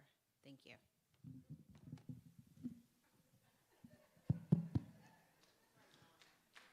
Okay, thank you everyone for staying this late and paying attention. Thank you for caring about your judges. Thank you for caring. And I think you can hear by all of our responses that we care. We care about the issues that are important to you. And the reality is, no matter who is elected, we're all trying to individually be elected. You have a committed group of people on this stage, at this table, who really deeply do care about social justice and the issues that are important to you. You're gonna be in good shape with us. With regard to two things I want to say, and then I'll pass the mic. Core services, like Ms. Henry was discussing, are critical. In mental health court, we ask, who's your primary care physician? Where are you getting your medication? Where are you going to live tonight? Where are you going to sleep your head? What are your family resources? Those are some of the questions that every judge should be asking when elected. And, you know, where's your family? And are you in school? And also connection to community. We should all try to volunteer as much as we can if elected. I do something called Debate Club, where I give kids K-8 speech and communication issues and lessons, and I would hope that we can continue to volunteer and stay connected to you, because judges should really not be isolated. You don't know your judges. I'll pass the mic now. Thank you. Sorry I went over. Thank you. Thank you for having me. It was a pleasure. I just want you to know, in my thousands of cases I've done as a defense attorney, and in the thousands of cases I did as a district attorney, I went to every victim's home. I went to every client's home. I've been everywhere in the city of Philadelphia, met every one of those people I was representing or who were victims of crime. I also want all you folks who live and work in Philadelphia to know there is no call of the list in Philadelphia. Judges don't ask a defendant who doesn't speak English, do you want to go to trial or not have a trial? We don't have that system here in Philadelphia. You have to know that in Philadelphia, in both the municipal court and the court of common pleas, we have court officers who know if Mr. Defendant or Miss Witness can't speak English, they notify the court. If it's a Spanish interpreter, we have them immediately because they're on staff. If it's another language, we continue the case and we order them. As a court of common pleas judge, you will know that every defendant and every victim in my courtroom will have qualified representation, and I will treat everybody fairly. Thank you very much. Good afternoon. I just want to reiterate, we've heard a lot of talk here today about problems in the criminal justice system and what we're going to do and what we're not going to do. I just want you to remember that I'm a problem-solving person, a problem-solving judge. You can go on my website. I help create mental health court, all sorts of things for all sorts of people over my career. I also want to emphasize the fact that as prison commissioner, people think that may be a negative thing, but all the marginalized people in this city, whether it be women, drug addicts, people with abuse issues, I was involved and swallowed up in those issues. I know what they are. I've tried to solve them. I can bring that to the bench. And the final thing I want to say, this is not my first time at the rodeo, as they say, running for judge. And I ran 4 times. I took 9 years off. And I kept saying who was getting elected. I didn't like it. I'm like, I got to do something. And I just want to say, as a member of the Democratic team, this is the best slate of endorsed judges that we've had since 2009. I can tell you that from personal experience. Everybody has a different perspective on things. They're all very articulate. They're holding up the red signs, but I'm speaking for everybody. So I just want you to remember you have 9 highly qualified endorsed candidates from the Democratic Party who will do you well when we get on the bench. Thank you. Thank you, Leon. So again, my name is Irina Ehrlich, and I'm asking for your support and your vote on May 20th of this year. And the reason I'm asking for this is I believe that I will be a fair judge who will bring balance to the bench. Somebody who grew up in a totalitarian country, I understand firsthand how important it is to protect people's rights, their safety, how to be fair. I'm balanced. All of us have law education, but somebody told me that it's very important to have, in addition to law degree, common sense. And common sense is not that common. And by listening to us and giving us an opportunity to speak to all of you, I hope you can figure out who deserves your vote, who has common sense and experience. 25 years representing people in state and federal courts, in orphans court, which is one of my favorite courts as well, because people don't understand how people are vulnerable there. I appreciate your support. I hope you understand that I will be an empathetic judge with a big heart. Thank you so much. Good afternoon. Thank you. Outstanding. I am Deborah Watson Stokes. I'm recommended by the bar. I am endorsed by the party. I am union born and union bred. I raised my kids right around the corner in West Philadelphia. All three of them. I married a West Philadelphia man. I'm a member of Sharon Baptist. I'm a Delta. I've tried the most cases. You know, I am of the community, by the community, and from the community. When you think about me, this is what I want you to think about. I am a surgeon. I'm not going to civil court. I'm going to homicide. I'm a homicide DA. This is what I want you to think about. As a surgeon, and you have someone who needs heart surgery, right? Do you want a surgeon who has performed thousands of surgeries, or do you want a surgeon who's doing it for the first time? All right?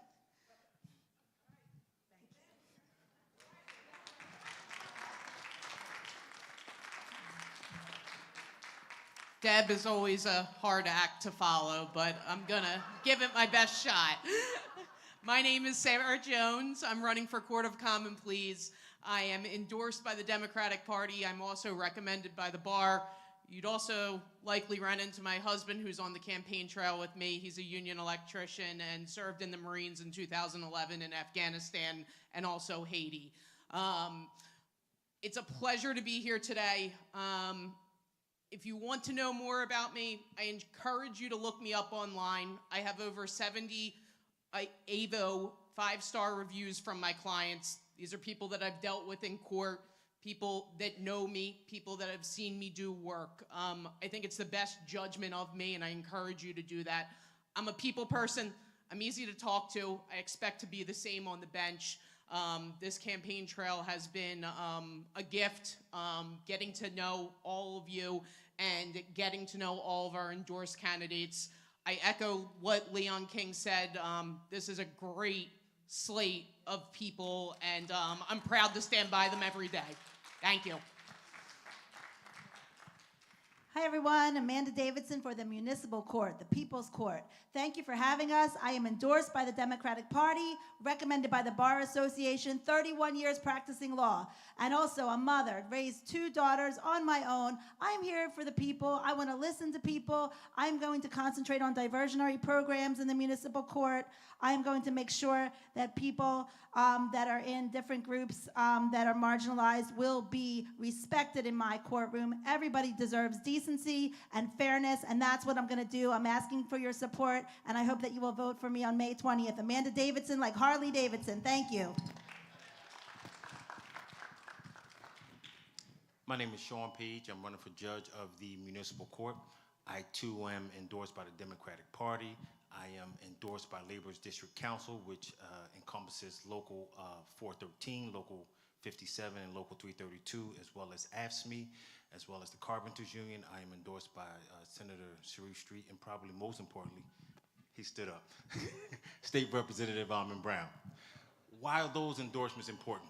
Because when one of us, you take your child to a new pediatrician, or you go to buy a new product, you oftentimes look at the reviews, or you ask someone for referrals. That's what these endorsements are. These are referrals from people who have opinions that you trust. People who, like State Representative Alma Brown says, hey, if one of my constituents had to be before a judge, I want him to be before a judge like Sean Page, and he gave me that glaring endorsement. I have endorsements from almost every union in our city, a number of elected officials who we all know and respect, and I prayerfully on May 20th, 2025, you all come out and vote. Thank you.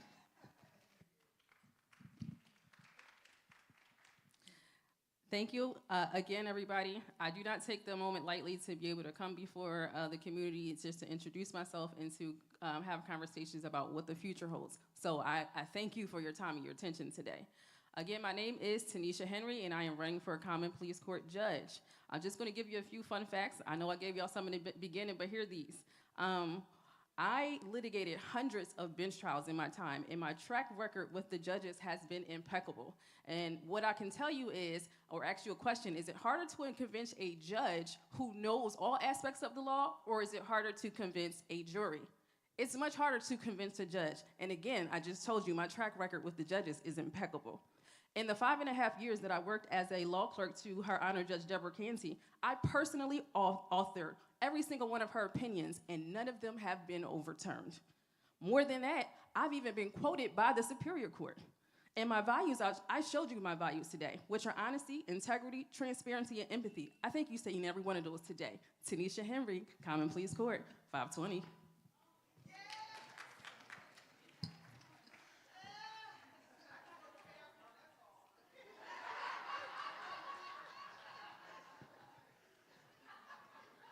Hello again, everyone. I am Cortez Patton, candidate for the Philadelphia Municipal Court. And I will just reiterate, this is all about community. You will hear me talk over and over and over and over and over and over and over again about community. That's what this is about. When a judge sits on the bench, understand that we are expressing our values as members of a community.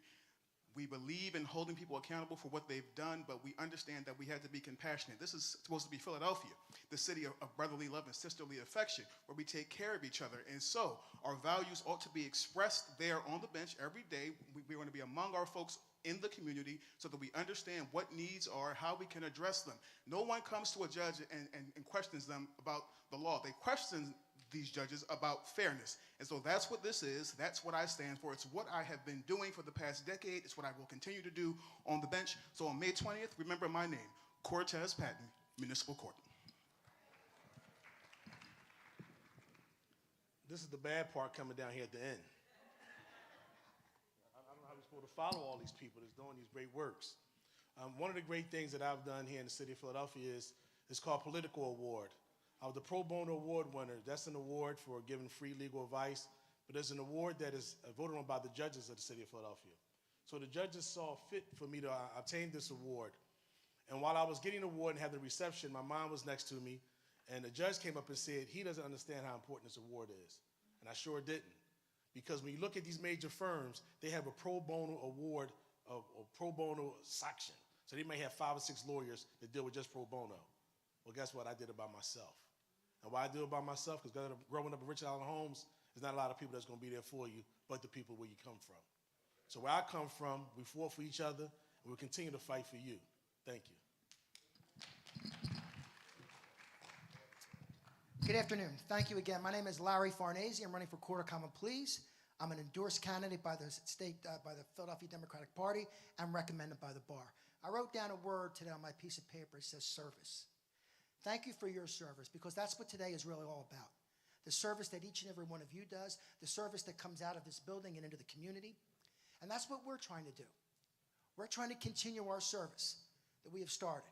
Myself, 30 years of service, 12 years of service as a state senator, a legislator, a commitment to the law. So today, again, reminding you, thanking you. That's what we're trying to do, to continue in service, in public service, and probably one of the most important pieces of service that we can do, and that is be judges. My name is Larry Farnese. I'm running for the Court of Common Pleas, and I need your support. Thank you for having me here today, and God bless. Last but not least, Again, my name is Michael Huff. Also, thank you all for inviting us and having us here today. Yeah, I am endorsed by the Philadelphia Bar Association. I am the first judicial candidate to be endorsed by our District Attorney, Larry Krasner, State Senator Nikhil Saval, State Representative Rick Krajewski, State Representative Danilo Burgos, State Representative Elizabeth Fiedler have all endorsed my campaign. Teamsters Local 830, 115, ASME DC 33, DC 1199C, and DC 47, as well as 2 retired federal judges and a host of lawyers. Judges matter to the community, and not all judges are created equal. Over the last 30 years, I have seen good judges in action, and I've also seen bad judges in action. So I have those judges as role models to follow in their footsteps. Now, I'll ask one question. Who here knows of Gamble and Huff? Gamble and Huff? Don't gamble, vote Huff. Thank you. We would like to thank our candidates for judicial office. Thank you so much for coming. You have been wonderful and shared all of your amazing information about the law and your policies and thoughts about the law. That being said, we would like to excuse you. We would like to bring up our district candidates for district attorney. So thank you again. To the audience, we're going to take a few seconds so we can reshuffle.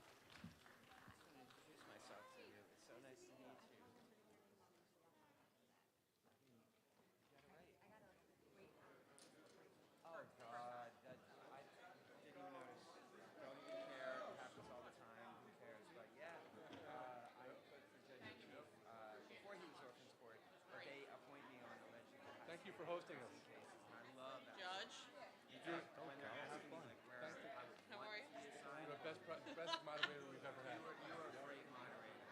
You were very even keeled and just dynamite. And it was really nice to meet you. I know you have other things that you have to do here, so I won't take up your time, but maybe chat. I have to go back and work on barristers. Thank you for your work. Thank you. I appreciate it. It was great. Thank you. I have one question for you. Come and see how well you said. Yeah. I wrote all the questions. This is Amanda. Nice to meet you, Amanda. Okay. Renee, you're running for municipal. Thank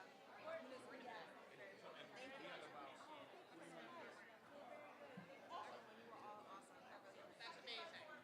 Thank you so much. Gonna need to move you back. Okay. It's okay.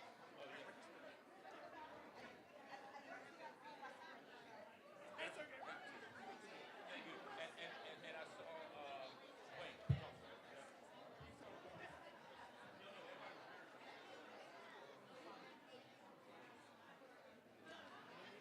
Ms. Richardson, thank you so much.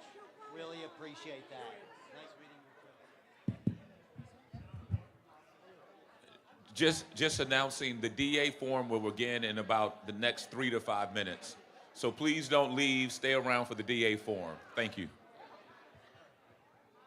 You move it back because what happened is blocking sometimes the names. Your name is fine. This is you in the middle sometimes. Okay. Hold on a second. 1 second.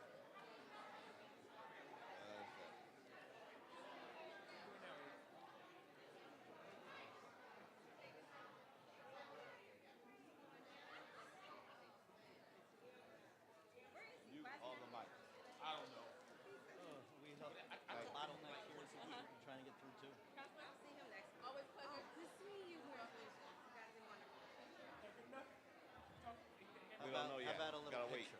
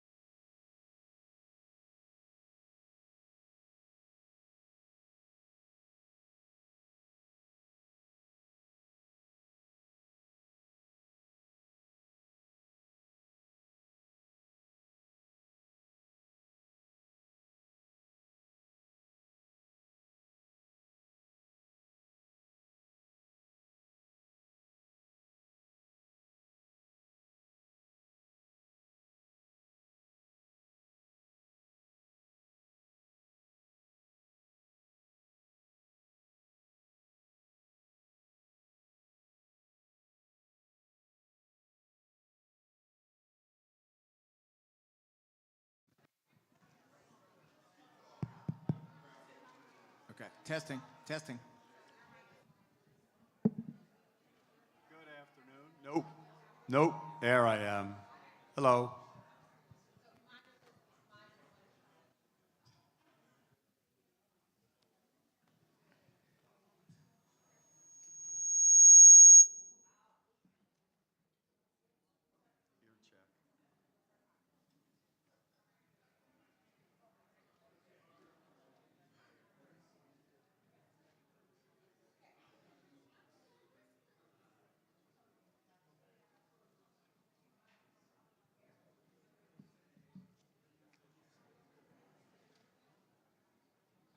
Just three questions they're asking us? Three questions and then the audience? I think there's an intro for 3 minutes, cut down from 5, and then it's 2 or 3 questions and then audience. And then the audience for 15 minutes. Yeah, I think that's right. Although maybe they shifted a little bit with timing, but.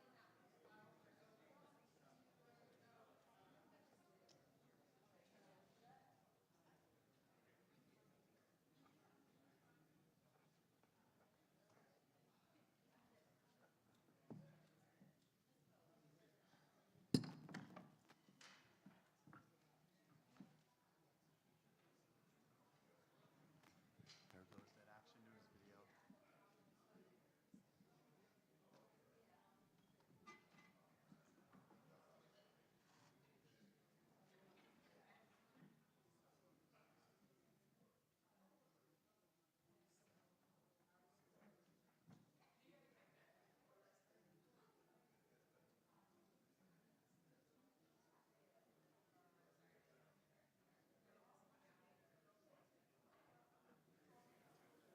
We're good? Okay, thank you. All right, good afternoon again. My name is Courtney Richardson. I serve as the president of the Philadelphia Barristers Association Philadelphia. I'm very excited to join our 2 candidates for district attorney in the city and county of Philadelphia. We have Judge Patrick Dugan and we have Mr. Larry Krasner. So, gentlemen, to get started, I'm going to ask for a 3-minute introduction. And then we will go into a conversation about the history of the District Attorney's Office, the current state of the District Attorney's Office, and criminal justice in Pennsylvania, and then your thoughts on moving forward. Okay. Mr. Dugan, by alphabetical order, I ask that you go first. Good afternoon. Am I on? Is the mic on? No? I'll say that's probably a yes. Can you hear me up there? No. Do you want to use mine? Hello? Please stop the timer. Judge, you want to use mine? All right. So, good afternoon. I'm Judge Pat Dugan. Don't judge a book by its cover. When you look at me, I probably look like a mean detective coming in. I am an old paratrooper, though, but I have compassion and empathy, and I can tell you that is what my resume says for 17 years on the bench. Pat Dugan, lifelong Philadelphian, born in Fairmount, raised in Frankfurt, right down the street from the Whitehall Projects, under the L. Rode the 15 trolley car to go to school. Army veteran. Yeah, for adventure, but it was also economic. I was making $4.25 an hour working in a metal fabrication shop, and I worked with an old guy named Steve Stavis, who was an 82nd Airborne veteran, and he convinced me what the heck were we doing working in a place like that. So for adventure, but also an economic opportunity, I joined the Army, much like many of us Philadelphians have done. My mother's my hero, absolutely is. God bless her. I could talk about her for 20 minutes, but I only have 3 minutes to introduce myself. I understand that. I have 6 children, 12 grandchildren, and the 13th is on its way. She went into, her water broke last night. We're still waiting for the results of that. So I stepped off the bench after 17 years. I resigned in December to run because I wasn't satisfied with what I saw. I saw over a 70% withdrawal rate at times in court. I saw a couple Board of Ethics violations for the last 2 district attorneys' race. And my question to Mr. Krasner's staff is, who's paying you this year? Because in 2017 and 2021, the Board of Ethics found that real justice PAC out of San Francisco paid for his staff. A clear violation. It's just toothless. They just find money. We need to have ethics in the district attorney's office. A judge recently ordered, front page Inquirer, every district attorney to take ethics class. Every single district attorney must take ethics class. That is unheard of. Not only did that judge order that lack of candor, a federal judge used the same expression about lack of candor on one of these cases that were overturned. The shining star of the Conviction Integrity Unit, Patricia Cummings, nationally respected, told her lawyers she was going to plead the fifth if she came to court. So what are we afraid of? The Pennsylvania Supreme Court, Justice Brobson said the DA's office takes the knee. Another judge used the word lack of candor. This seems to be a current theme. The process of criminal cases in court that I've seen has taken a back seat to what it was years ago. I'm not going back. I'm not going back in time, mass incarceration and that. Murder rate is down. Yes, it should be. But we're finally back down to the numbers before Mr. Krasner. It took a real spike in those 7 years while he's the DA. It went down this year because, in my opinion, the policies and strategies of the police department under the good leadership of Chief Bethel, Commissioner Bethel, and the mayor. But if you look at it, the murder rate before Larry got elected, we're getting back to down the rate. Is red mean I need to stop? I didn't run that red light. I apologize.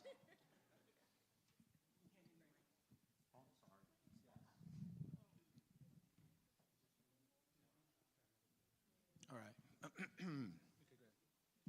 Should I go ahead or shall I wait? Would you like me to go ahead or wait for a moment? What would you? You can go ahead. Okay, You thank can go you. ahead. Can we please start the time? Okay, thank you. We'll get into a lot of the, frankly, inaccuracies that you just heard, but I guess we should probably start with this one. You just heard that we're back at the same levels where those are not the statistics. We're 15% down. The number of homicides last year, 296. That was in 2017. It was the fourth lowest in the last 55 years. It was the third lowest in the last 40 years. Those are just facts. We don't get to make up facts. And the reality is it's not a one-year thing.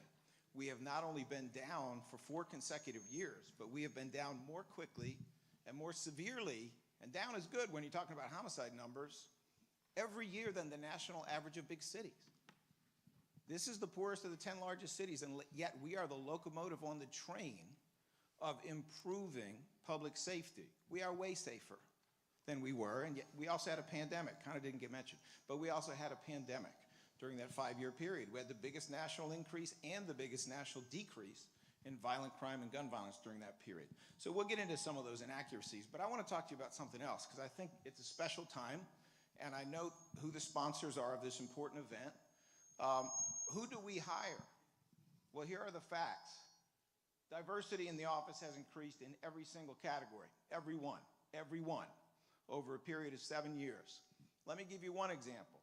I made a decision years ago to travel around the country to recruit the best and the brightest. This microphone's fighting me, I apologize. And when I did that, I found myself going to every one of the 6 historically black law schools in the country, including Howard, where I have made some of the best hires of my career. One of them is a young woman named Angela Brennan, who we hired 6 years ago, went to Central High, African-American woman from Philly, came to the office, superstar, is now the youngest head of major trials in the history of the Philadelphia District Attorney's Office, and she's just getting started, okay? So I know this is a difficult time. We have a president who takes Jackie Robinson off the website for the Department of Defense and then has to put him back on. I know that that is where we are, but I want you to understand that I don't actually think there's anything DEI about going around the country, and I support diversity, I support equity, I support inclusion, and finding the most talented people you can find. And that's exactly what we have done, and that is exactly why this is an office that is frankly way better than the office I faced for 30 years. And it was 30 years that I spent as a criminal defense attorney and I spent as a civil rights lawyer for individuals. I'm sorry, I can't see that. My apologies. Okay, yellow. So, we're going to get an opportunity to say a lot more things here, but I want you to understand that the progress we have made in being much safer, which we are, much freer, which we are, than when we first came in, and all of that is documented by numbers, is also accompanied by a sense that the way we get there is with the most talent. And the way we get the most talent is by going around the country to recruit the best people. Many of them from Philly, by the way. When I recruited Angela, she'd been to Central High. She'd grown up in Philadelphia her whole life. When you bring them here and you bring the best, despite what you might have just heard, you get the best. Thank you. Thank you, gentlemen. So I do want to establish the rules of engagement as we have this conversation. The first thing is that in terms of responses to questions, you will have 2 minutes. You will receive a yellow when there is 30 seconds left, and then you will receive a red when it is time to stop. So no running red lights if we can avoid it. No Philly stops either at the stop sign. Send me the ticket in the mail. I'll pay it. Sorry about that. No problem. So, and if you have any questions, please feel free to have the conversation. We would like to keep it as informative as possible. So as I shared earlier, we were going to have a conversation about the history of the District Attorney's Office.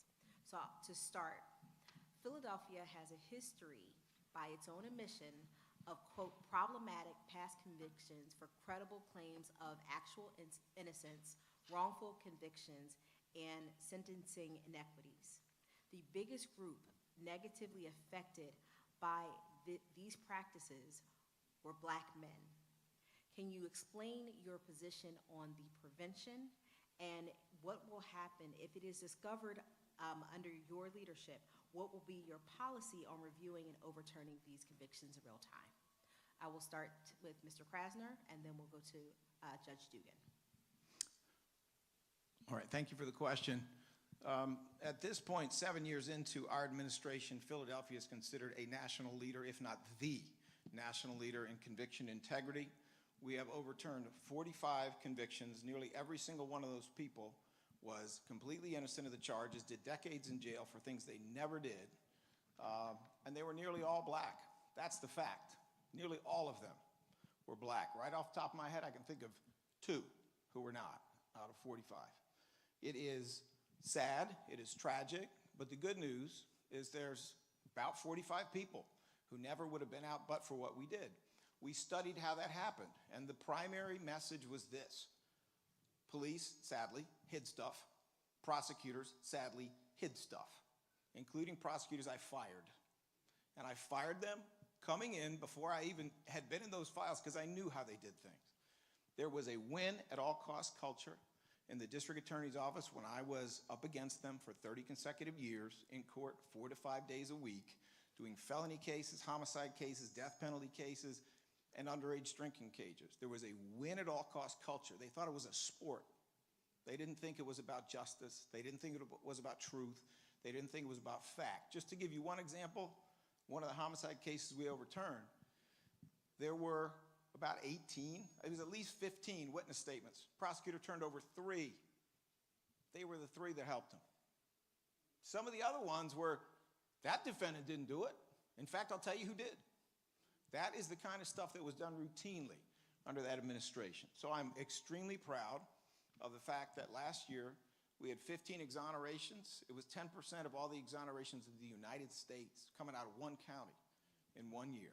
I'm extremely proud of the mechanisms that we have set up, including a Brady czar and a database to make sure that we do not fall into the same terrible patterns.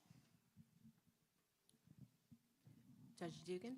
So the Conviction Integrity Unit is a great unit that should be expanded, but it also needs to be looked at and vetted a little bit better. The Patricia Cummings that I was talking about who headed this, she's the one who wouldn't come to court a couple weeks ago, and she said she was going to plead the Fifth.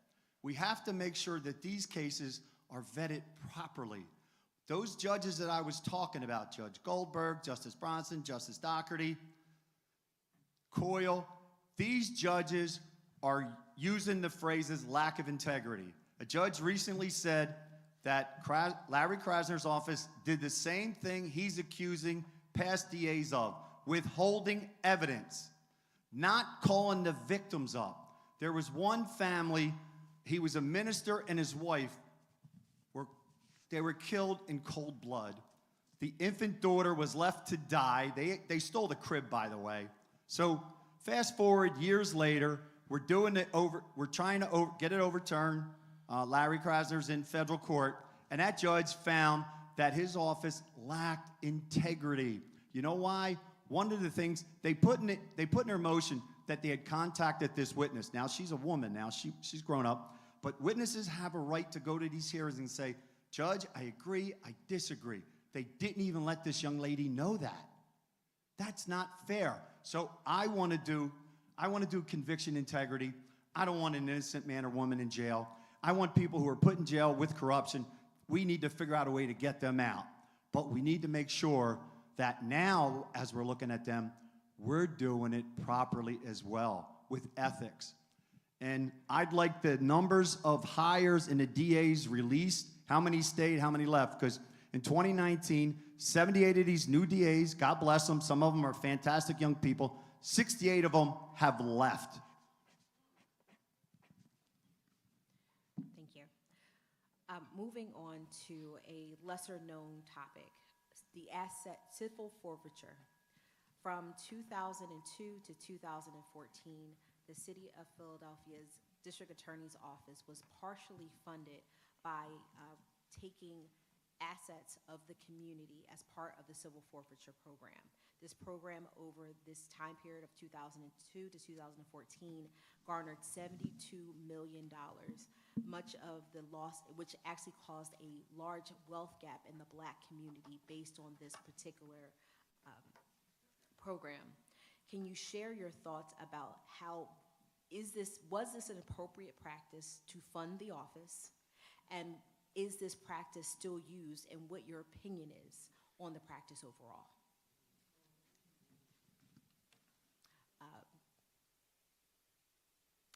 Judge Dugan, to go first, please. Okay. Why is somebody calling me during this? I apologize. Let me turn it off. Sorry. Is it being used now? I don't believe it is being used much anymore. I know that part of those policies are pretty outrageous. You know, if you were unlucky enough to have somebody in your family dealing drugs and they did a buy out of your house, then you as a single mother or two parents trying to, you know, pay your mortgage, that they would come after your house like that. That's just outrageous. I would say that right now, one of the issues that I would look into about seizing assets, I'm not looking to fund the DA's office with it, but these folks that are riding around the streets in illegal dirt bikes, the ATVs that are basically riding up and down the streets and terrorizing people as they're walking down the street or in traffic jams. Sometimes they're stopping to beat some motorists up. I think that that's something we should look at, that we should enforce some of these seizure laws for that. But we have to be very careful when we're going to take property from citizens and then use it to fund the DA's office. It feels like one of those bad B-rated movies that 3 o'clock in the morning you turn on and the guy riding in the street, the sheriff pulls him over and he's got $10,000 in cash in his pocket that he's taken to give to his grandmother in the next state. Yet those sheriffs seize it, they take it, trumped up charges. The next thing you know, that small town sheriff's office has a brand new SUV at the expense of that motorist that was riding through. So we have to be careful about doing that. Mr. Krasner? Thank you. So just a side note, our attrition is lower than Seth Williams. You can have the numbers. And by the way, Deb Watson-Stokes, who was in my office for almost 35 years, that's attrition. She becomes a judge. We're saying that's a bad thing. I think that's a good thing.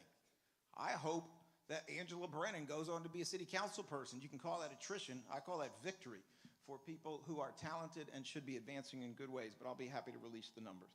Coming back to civil asset forfeiture, what they were actually doing is they were keeping what they kill. In other words, there was an incentivized attitude in the DA's office before I got there to go and take grandma's house because the grandkids sold weed out of the basement when she was at church.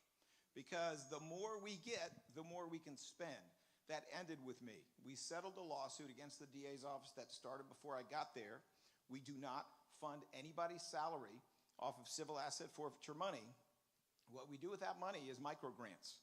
We have given out now almost $4 million to community-based organizations, nonprofits, 501c3s that do pro-youth, anti-crime work in the community, and it has been excellent prevention.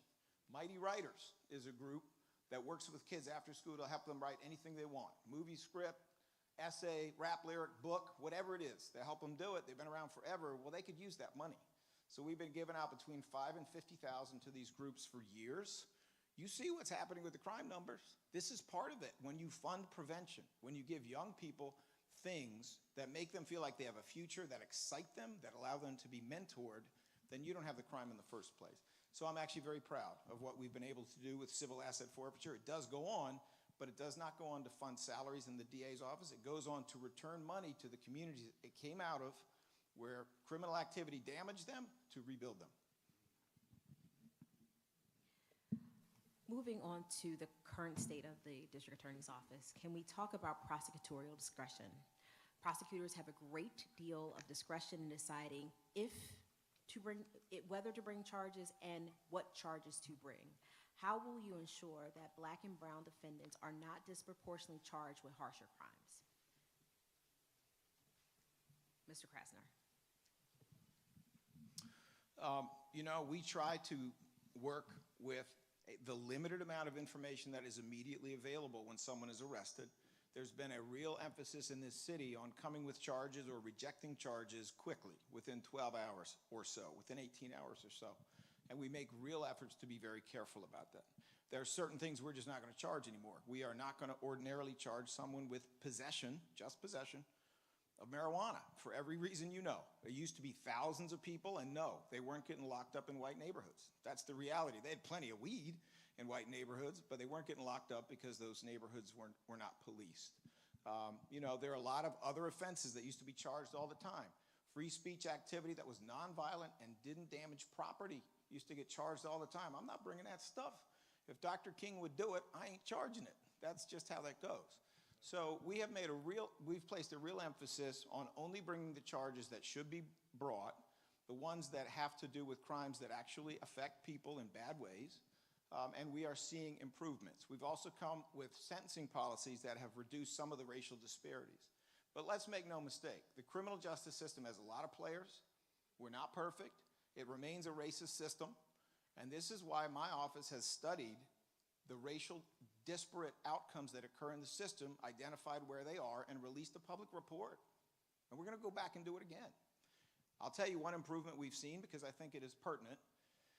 We came with a policy that ordinarily we won't seek more than 3 years of probation or parole. Unless the law requires it, we won't do it. And we did that because we knew the science was that it usually doesn't help after that. It just makes things worse. Creates a bunch of tripwires, people get in trouble, go back to jail. Well, guess what? The disparate impact, the unfair impact towards Black people reduced when we did that. And if you think about it, it makes sense. Because when a judge looked at a white defendant and a Black defendant who had done the same thing, some of them in their gut, they just felt like the Black defendant needed 5 years instead of 2 years. Well, when you start to cap that, maybe we're at least at the point where that judge, who may not even realize they're being racist, does 3 years instead of 2 years. It's getting better, and we're going to keep working on it because it's not right and it's not just. Judge Dugan? Yeah, the district attorney has a lot of discretion. In fact, he had an executive order in 2018 pretty much allowing anybody to go in and take whatever they want out of a store. The retail theft policy was an executive order from the district attorney's office. Much like those executive orders that come out of D.C. that we're all like shaking our head, how can he do this? How can he just usurp the mayor, the city council, the law that's on the books? And that's what happened with retail theft. Anything below $4.99 was now a ticket. Now, he's going to say that, yeah, it became a summary. You can go to jail for 90 days. I don't think anybody's ever going to jail for a retail theft for 90 days as a summary. It went from 7,000 offenses, incidents, and you know most retail thefts aren't reported. These are only ones that somebody sees you do it or the camera sees you do it. So there are more than 7,000. This was pre-Larry. It went up to 22,000 last year. 22,000 incidents. That's why these stores are leaving us. That's why you can't keep a store at 52nd Street or Kensington Avenue or Center City, Macy's, Wawa, etc. 70% of the cases at times in front of me were withdrawn. Do you realize that 700 out of 1,000 cases that are charged never really have a day in court? The most recent statistics are that 79% of carjackings don't really get a day in court. This doesn't make sense. Property crimes last year, 69% of them were withdrawn. This is prosecution discretion, and the prosecutor's the one who can say it. Those new DAs, one of them was hiding standing on a toilet. One went into the bathroom vomiting because they weren't trained properly. This is not my words. You can go ahead and look this. These are newspaper articles of these new DAs who he went around nationally and grabbed, but they don't know what they're doing, many of them, because lack of training. So to the point of current state of the district attorney's office, I would like to talk about training. Can you talk about the training programs that you would like to see implemented and what you believe would be the benefit of better training? I'll start with you, Judge Dugan. Well, so I imagine most of us are Eagles fans in here. Go Birds, all that good stuff. I'm a diehard, by the way, my whole life. But are we going to have a new draft choice come in and not show him the playbook, not teach that person how to run a reverse or how to do a blitz? That's what's occurred since 2018, sorry. It used to be a very robust training when the DAs came in. That since has stopped. Those new DAs, those first couple of years would come in and talk to us and say, back in the chambers, nobody showed me how to do that. It used to be they would have mentors and supervisors in the courtroom. Thomas Mandrakia, a DA who left, wrote an op-ed. It's in the paper. You could look at it. He left in disgust because he was going in and no one was helping him.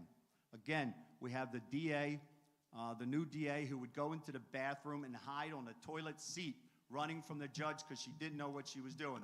Another went in the bathroom and was vomiting. Another very well-respected, he was actually a pretty darn good DA, Chris Lynette, in the paper said, when you go back to the office, it was an echo chamber. The training that should happen is the senior DAs should be training, talking about experience. How do you handle this case? They should have easy access to the folks who've done it before. To me, it's just common sense. That's what I want. And yes, we should emphasize a little bit of the stuff that was talked about the compassion and the empathy. But these DAs were saying that's all they got were seminars about touchy-feely stuff instead of, wait a minute, I'm going to go in and it's a gun case. Our neighbors and our fellow citizens were shot. What are we supposed to do? And in so many cases, many of these assistant district attorneys do not contact the victim or the witnesses. Ask your neighbors about that. I'm not making this stuff up, folks. Mr. Krasner? All right, once again, a few facts, and actually maybe an answer that answers the question. Our training is longer. It is more in depth. We go all over the country. When you go all over the country, you hire the best and the brightest. And yes, I said the best and the brightest. I didn't say the most incompetent. I said the best and the brightest. And when you bring them back here, they need money. They need to be able to afford it. I want some people who maybe weren't born with a silver spoon. So we start paying them as lawyers right after Labor Day. They used to start this training when they passed the bar. We start them after Labor Day. They don't pass the bar till the middle of October. It is a longer training period. They're paid as lawyers even before they pass the bar. The training is intense, and it is intensive. These are incredibly talented people I'm dealing with, and honestly, I feel bad that they're being maligned by someone who is a judge in misdemeanor court. Misdemeanor court, that's what we're actually talking about. That's what you're getting. There's a reason I did not include Judge Dugan in our training, okay? But I did include other judges like Judge Karen Simmons. Why don't you talk to Judge Karen Simmons about Judge Dugan? Why don't you check in with her and see what she has to say? I really respect and like these young people. I think they're super talented. I think they're the future of this city in many ways. And it's a great American city, and we should bring them here. So I simply disagree that there's somehow a bunch of incompetent boobs.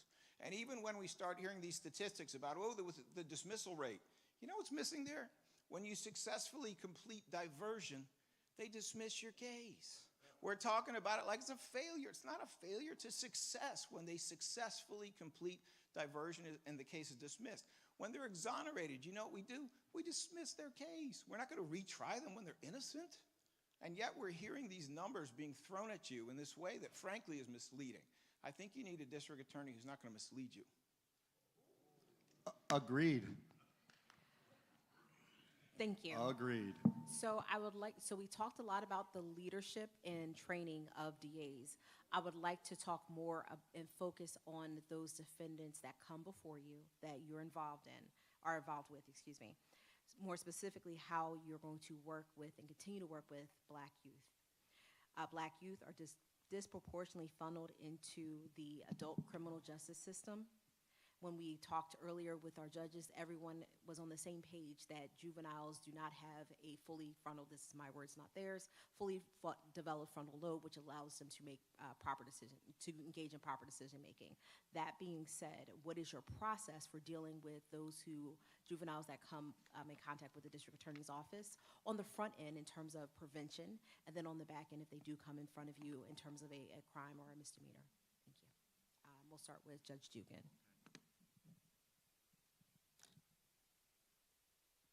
All right, so just real quick, ask Judge Kirkland, ask Judge Pittman, ask Jimmy DeLeon, ask Lillian Ransom, ask Leon Tucker, ask Sheridan Harris, ask Vanessa Garrett Hartley, Keir Gray, ask my staff over here about who I am. You're going to throw somebody's name with some innuendo out there.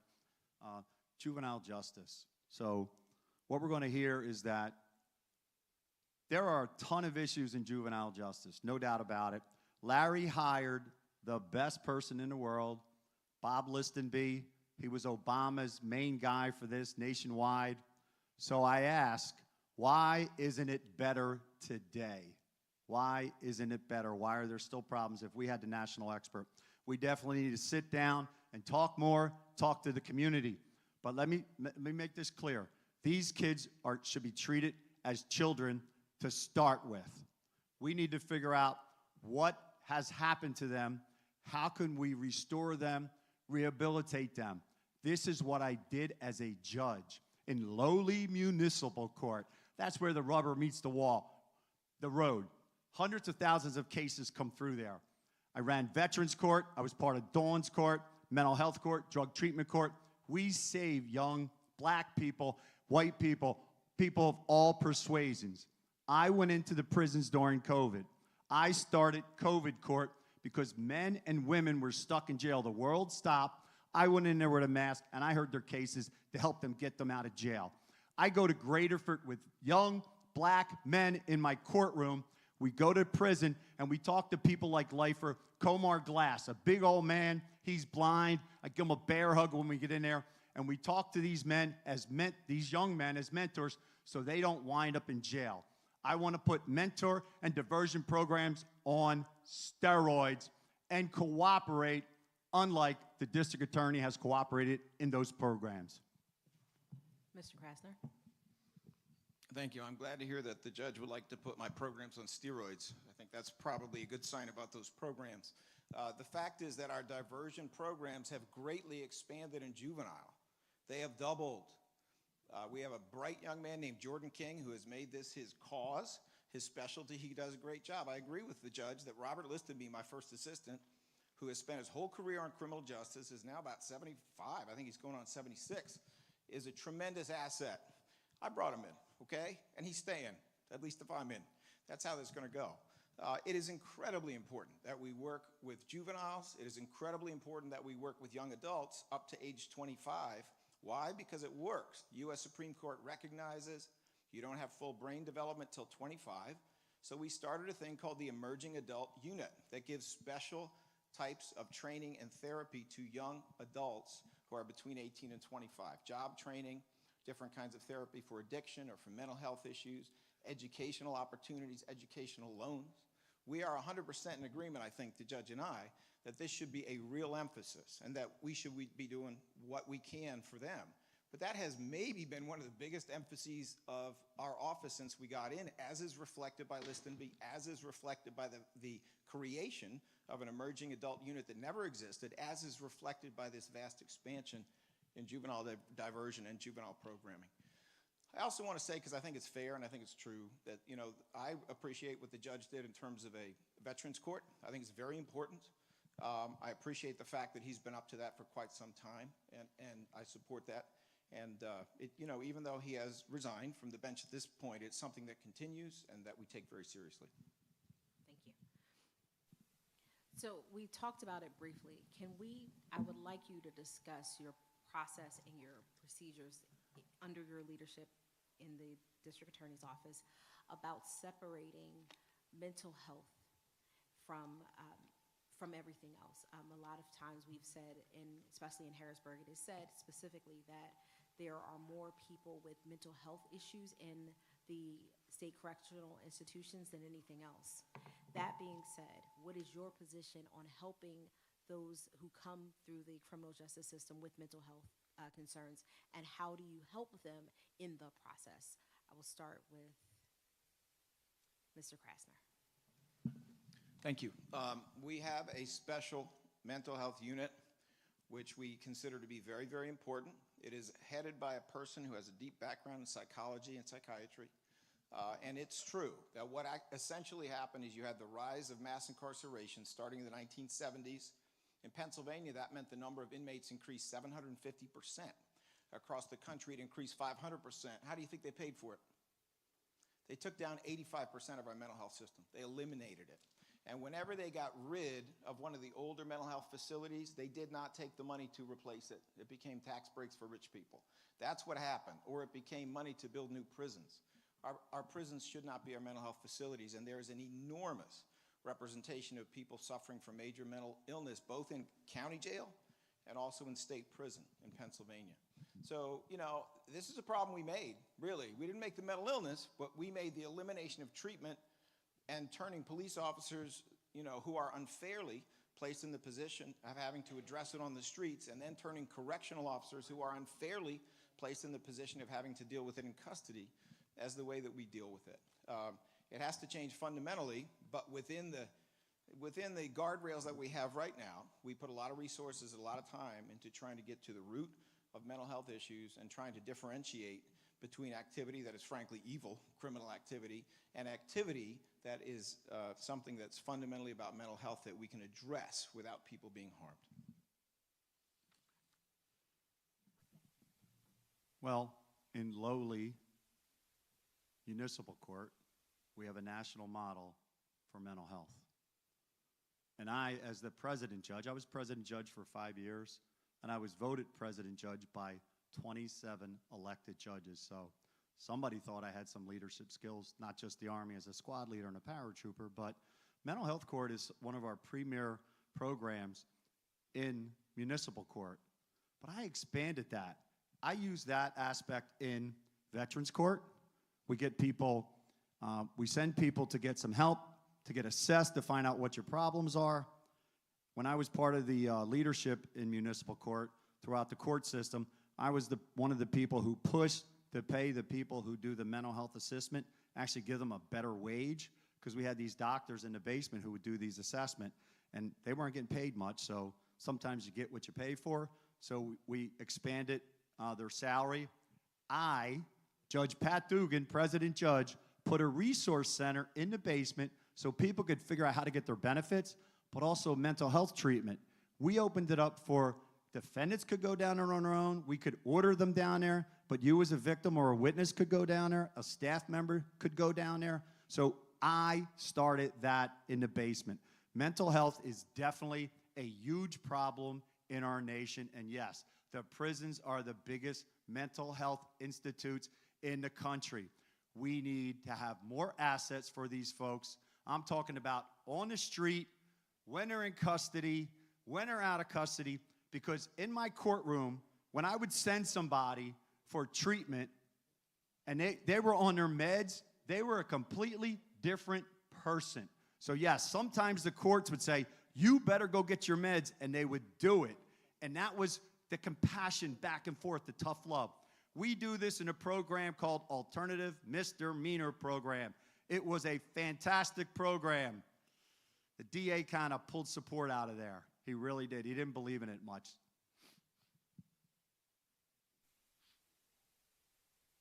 I'm sorry, I can keep going. No. Oh, I'm sorry. Mr. Krasner, did you respond on this question? I did. Okay, I thought you did. Okay. Moving on, many victims of violence, especially in marginalized communities, do not feel safe because they distrust the justice system. How do you go about building trust in the system for those victims? Yes, Judge Dugan, thank you. Again, that's system-wide, systemic. Obviously, the system has been racist for a couple centuries. So to make that sea change is very difficult. Obviously, training the first point of contact are the police officers. But then when they get into the system, it's those in the corrections and those in the courts, which we've tried to make our people. We send them to a ton of training to make sure they're cognizant of who's in front of them, treat everybody with respect. There was a victim's advocate who was in my courtroom. I was in homicide for years in lowly municipal court. Prelims, by the way. This woman, when she heard I was running, was excited because she saw how I treated everybody with compassion, including the defendants. But when it comes to the district attorney's office, it starts with contacting the victims and the witnesses and staying in touch with them. Too many times, the witness is not contacted, like the one I was talking about in federal court. Remember the officer Wilson who was killed in the GameStop? So there was some sort of appeal going on, and that's fine, have the appeals. But do you know that the other victim in that case was not notified for that hearing? That was the other officer on scene. He was actually, there was aggravated assault against him in that horrendous shooting. Shouldn't we, even if it's a police officer, notify that victim that he should come to court when I'm asking to overturn a death penalty? Whether you believe it in or not, that victim should be there.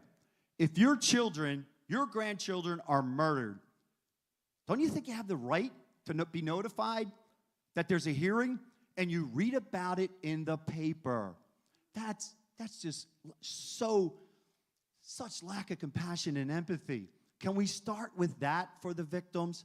Can we do that? Time and time again, victims are not notified about hearings. That's something if I'm the DA. I mean, I met a couple ladies who lost their kids, and I gave them a hug. And they were like, I didn't get any of that from the DA's office. At a minimum, a hug? My. All right. So actually, we went from 29 victim services workers to 58. We doubled them.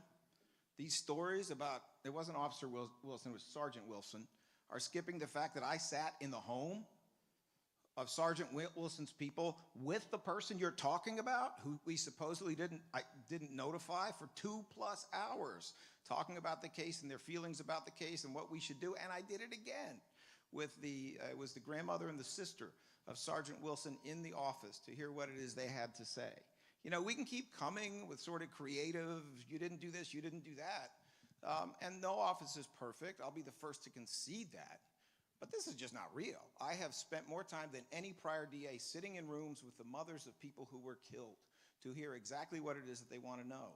It is hard sometimes to get a hold of victims. You're sometimes talking to survivors or victims 25 years later. They cannot be located. Even the one that, you know, Judge Goldberg, a Republican who worked in the DA's office in the bad old days, was criticizing us about. That was a case where we did contact a family member who was clergy, and he asked us not to contact the other family members because he said he would do it. Our victim services advocate made a mistake. She should have said, I don't care what you say, Reverend, I'm going to do it anyway. But he said it would be so painful for the family members that we shouldn't do it. He would. And then he failed. You know, are you hearing the version of this that is being given to you? Is this the kind of storyteller who's telling you the truth? Or is this someone who is basically putting ambition ahead of fact, his own career advancement ahead of reality? We cannot have another DA. We had it with Lynn Abraham. We had it with Seth Williams, who is more wedded to their own career and their own advancement than they are to the truth. I'm perfectly happy to tell the truth all day long, including the truth about Judge Dugan doing a good thing with Veterans Court. Whatever he did with Mental Health Court, I applaud that. That's a good thing for him to do, right?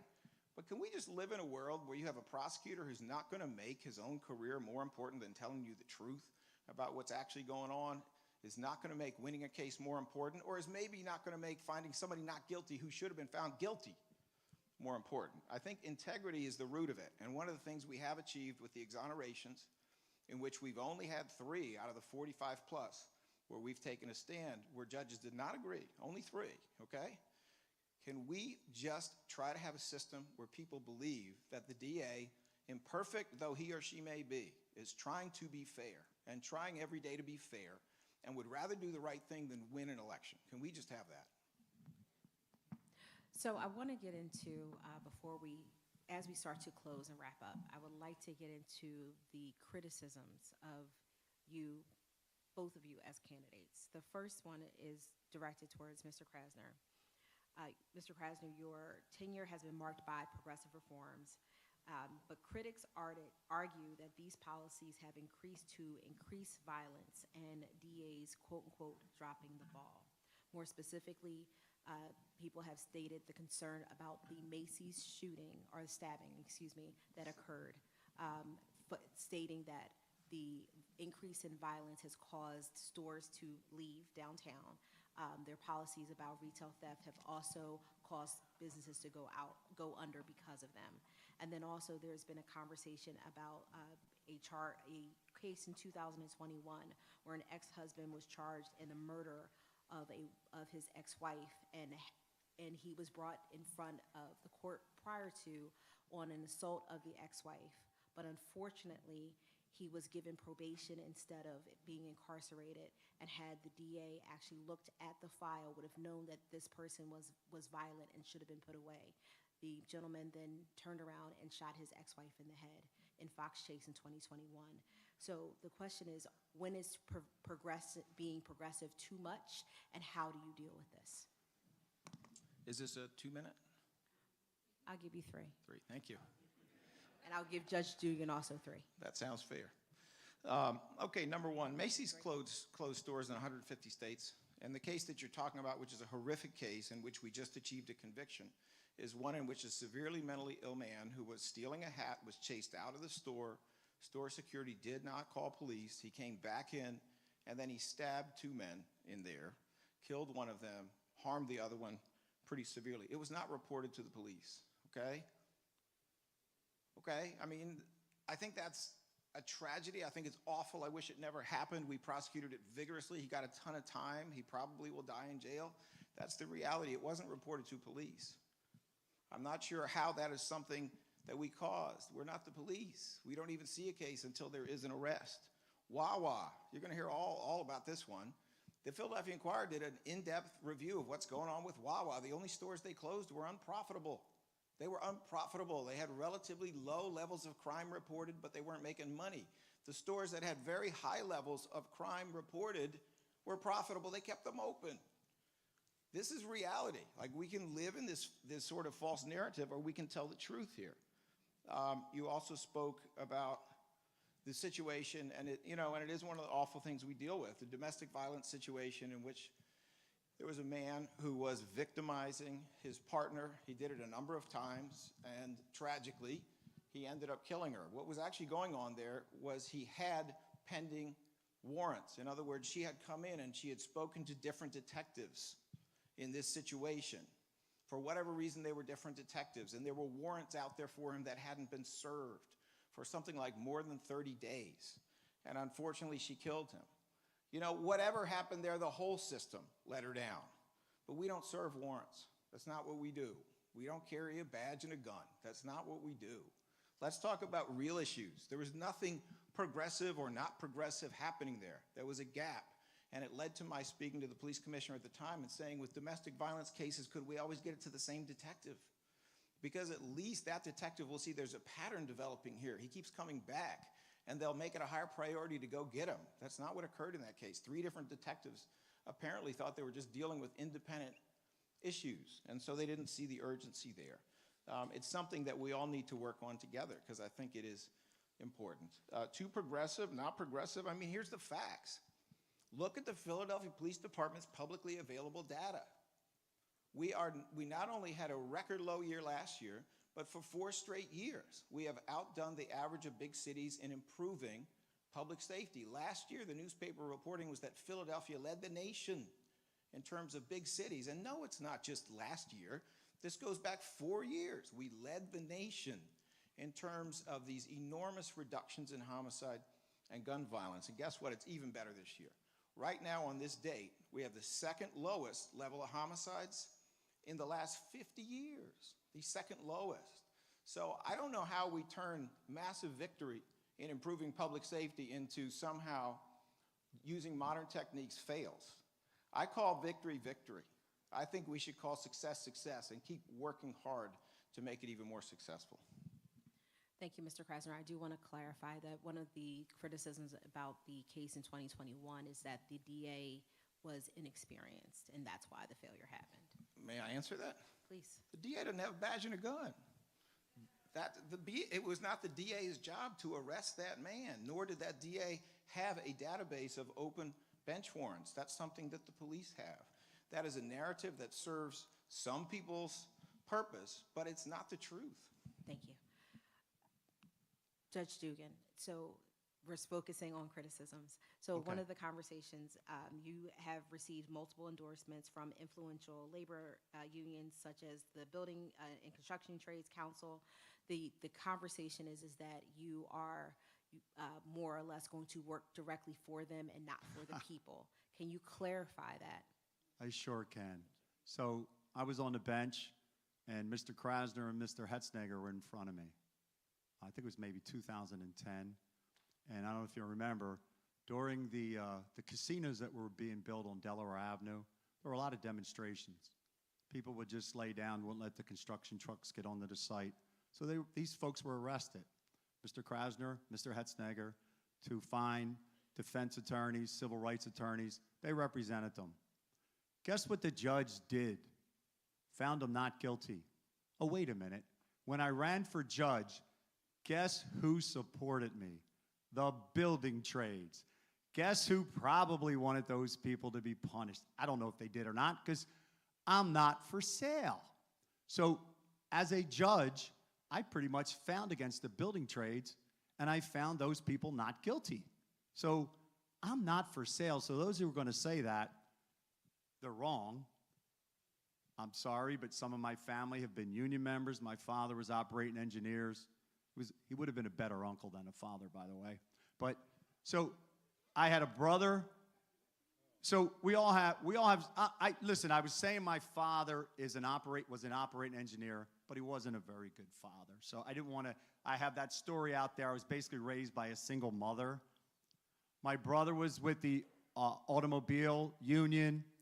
My grandmother was a teamster at Girard College. She cleaned tables. My grandfather drove trucks for 107, a union. My point is, unions are part of me. So when I ran the first time, I got union support. I'm proud of it, but I'm not for sale. And I proved it as an early judge when I found against the best interests of the building trades in 2010. It's in the paper. And Mr. Krasner and Mr. Hetznegger, you should see the glowing endorsement they gave me in the paper. I also started the eviction diversion court. I was the president judge. $300 million came to the landlords. 46,000 of our neighbors, 46,000 Philadelphian families were not evicted because Judge Dugan's leadership. I had a great team that basically did it. Helen Ginn has a great line in a newspaper contemporaneously about the leadership of Judge Dugan. Again, I'm this old paratrooper, but I'm not Trumponian, which he likes to call me. I'm not Nixonian.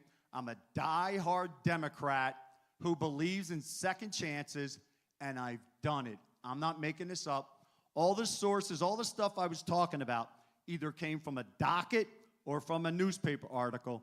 And you know what? I probably should check the newspaper articles a little better, because sometimes there's fake news like has been coming out of that office for 7 years.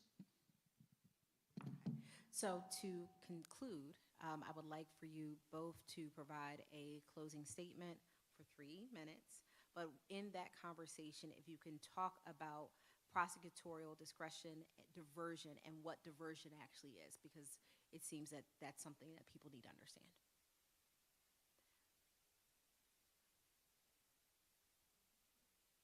Okay. Mr. Krasner. Thank you. Thank you for giving me the opportunity to speak to you. I hope you won't consider the conversation over because I'm more than happy to speak further and in more detail. Diversion is a form of accountability, the point of which is to make you do a lot of stuff and then we do not convict you. Why? Because when you convict people, and some of them need to be convicted, when we convict people, it often means they can't participate in the economy anymore. So if you have a minor offense and someone who's not fundamentally criminal in nature, it's a pretty good idea. Also, a lot of times diversion is a lot more work. There's a lot more treatment involved, education involved, other steps that you have to take to get the stuff right. But it's incentivized with the idea that we're not going to stop you from being able to get housing, get educational loans, get your education, get a good job, become a provider, own a home, form a family. That's the notion, and I think we both support it. I think that that's a fair statement, that we both support diversion. It has been a particular emphasis of my office, and frankly, I am happy to see that the police department has also embraced it, in particular Commissioner Bethel, with whom I get along extremely well. It has been embraced. Some of this discussion you heard about how the accelerated misdemeanor diversion program is reduced, I believe in it 100%. I've always believed in it 100%. But what's actually happened in the city is that the police believe in it too. So what they started to do was divert people before they were ever arrested, okay? When you divert people under a police program before they're ever arrested, they're not in court. When they're not in court, they don't go to the accelerated misdemeanor program because they're being diverted in a different way. That's what's actually going on there. So that is the nature of diversion. In some of our diversion programs, we have seen much, much better public safety results. I'll just give you an example. We took people who are basically not criminal, but they were illegally possessing guns, meaning they didn't have a record. They bought the gun the right way, but they didn't get the right paperwork to carry it for some reason. They're not members of gangs. They're not up to shifty stuff. They're just going to work, and they had it, and we put them through an intensive diversion program. And then we compared them to people who got convicted under the same circumstances. The rate at which you get a rearrest out of diversion is only 1. The rate at which you get a rearrest after conviction is 4.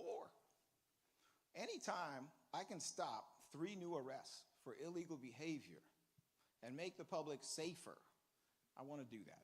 So I do believe in the power of diversion. Obviously, you have to be very, very careful about it. There's a lot of discretion involved. It is ultimately up to the DA in many instances, not all, to decide who goes into diversion. So we're really active, not just about trying things that are carefully innovative, but testing them. And when we see something's off, maybe a program's too short, needs to be longer, we'll change it. Or maybe we're letting in some cases that shouldn't be in here. We'll change that program. You know, the whole point is to make people safer. We don't do diversion to be softies. We do diversion to make the public safer. And I'm actually very proud of the results that we have seen. Thank you. Thank you, Mr. Krasner. Judge Dugan. Must be an election year, because meeting after meeting when I was the president judge, time after time coming out of the district attorney's office was they didn't want the courts to control it, because if you put somebody in a diversion program, it's a partnership between the DA, the public defender, and all these Department of Behavioral Health and whatnot. So we work as a team to work on the men and women, the citizens of Philadelphia who come in front of us. And I'm telling you, time after time, the district attorney's office did not want to give up that control to the courts. The Police Assistant Diversion Program is a great program in theory. The numbers are pretty low, and there's no way of knowing whether when you drop somebody off to therapy or treatment, they go in the front door, do they go out the back door? That's what we hear. In AMP Court, Alternative Misdemeanor Program, a diversion court, we have nurses, mental health specialists, community activists in the courtroom, people who help with community service. Some of the people that come through the court have actually found jobs. We send them for job treatment. We send them for substance abuse treatment. That's what we do in those diversion courts when it's the judge who's in charge in partnership with everybody. But that partnership really is a very difficult time. It has been. I think maybe it's gotten a little better because it's an election year, but prior to that, it really wasn't. I'm going to play well in the sandbox. Look at the mayor's budget address the other day. Go back and look at it. Did she even mention partnership with Larry? She mentioned it, a partnership with everybody else. She praised Chief Commissioner Bethel. Go back and look at what the omission of a very important office. So I will work with her and Commissioner Bethel. At a recent forum that we had, Larry disparaged the mayor's director of public safety, that office. Basically said, I don't work for the mayor. Well, I don't work for the mayor, but we can work together. I mean, frankly, it's the commissioners and the mayor's strategy that is helping us with these numbers that have come down. One correction, I think I heard him say the assistant district attorney doesn't have access to what bench warrants are out there. Wow, I'm pretty sure they do. Wow, that's something, if I was the PJ, I would change that. Police with retail thefts. Yes, the store has to call the police, right? The police stopped coming for retail theft because when they would arrest, they wouldn't be charged. So they stopped wasting their time. This is not I'm not making this up. We have 22,000 retail thefts. The arrest rate was 2%. Before he was in, it was 7,000 with a 23% arrest rate. The police stopped coming because of the policies that he implemented. Are we going to have anything else to say? Thank you for coming out and spending all day to hear. Is Cassandra still here? She wanted my tie. I was going to give it to her. You have questions from the audience too? I'm sorry. So unfortunately, we do not have time for questions from the audience, but we would like to thank you both, Judge Dugan, Mr. Krasner, for attending. Your commentary has been very helpful, very insightful. And again, thank you to, we have closing remarks from the president. Thank you. Sir. Sir. Sir. No, sir.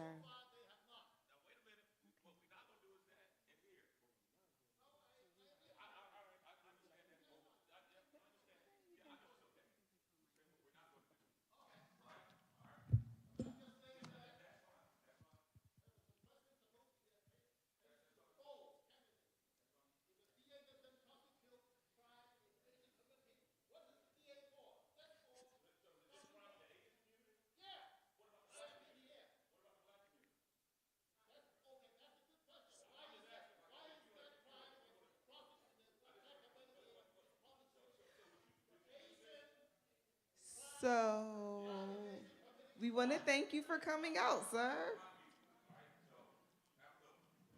All righty.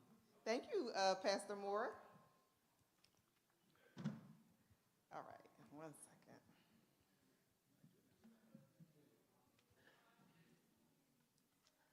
All right, so we're so sorry for the interruption, everyone, but we want to say thank you to our DA candidates for being here.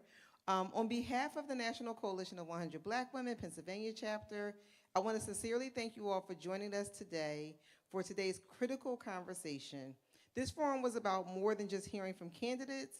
It was about ensuring our community is informed, engaged, and ready to take action at the ballot box. We are especially grateful to our partner organizations, the National Council of Negro Women, NCNW, the Philadelphia and Delaware Valley sections, as well as Mount Carmel Baptist Church, and the incredible pastor, Donald D. Moore, who's in the back. Give him a hand. Yes, we want to thank them for their collaboration and commitment to civic engagement. It is through strong partnerships like these that we continue to amplify our collective voices and advocate for meaningful change. A special thank you to our outstanding moderator, Attorney Courtney Richardson, President of the Barristers Association of Philadelphia. I don't know where Courtney went. Oh, okay, Courtney, okay.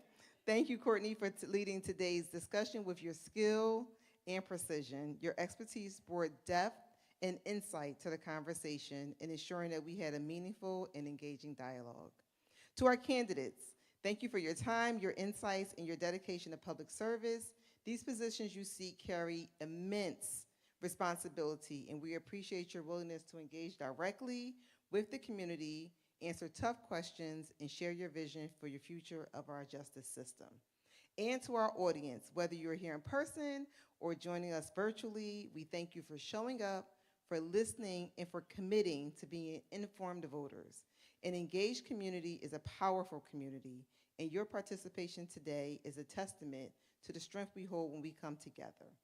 As we move forward, let's take what we learned today and turn it into action.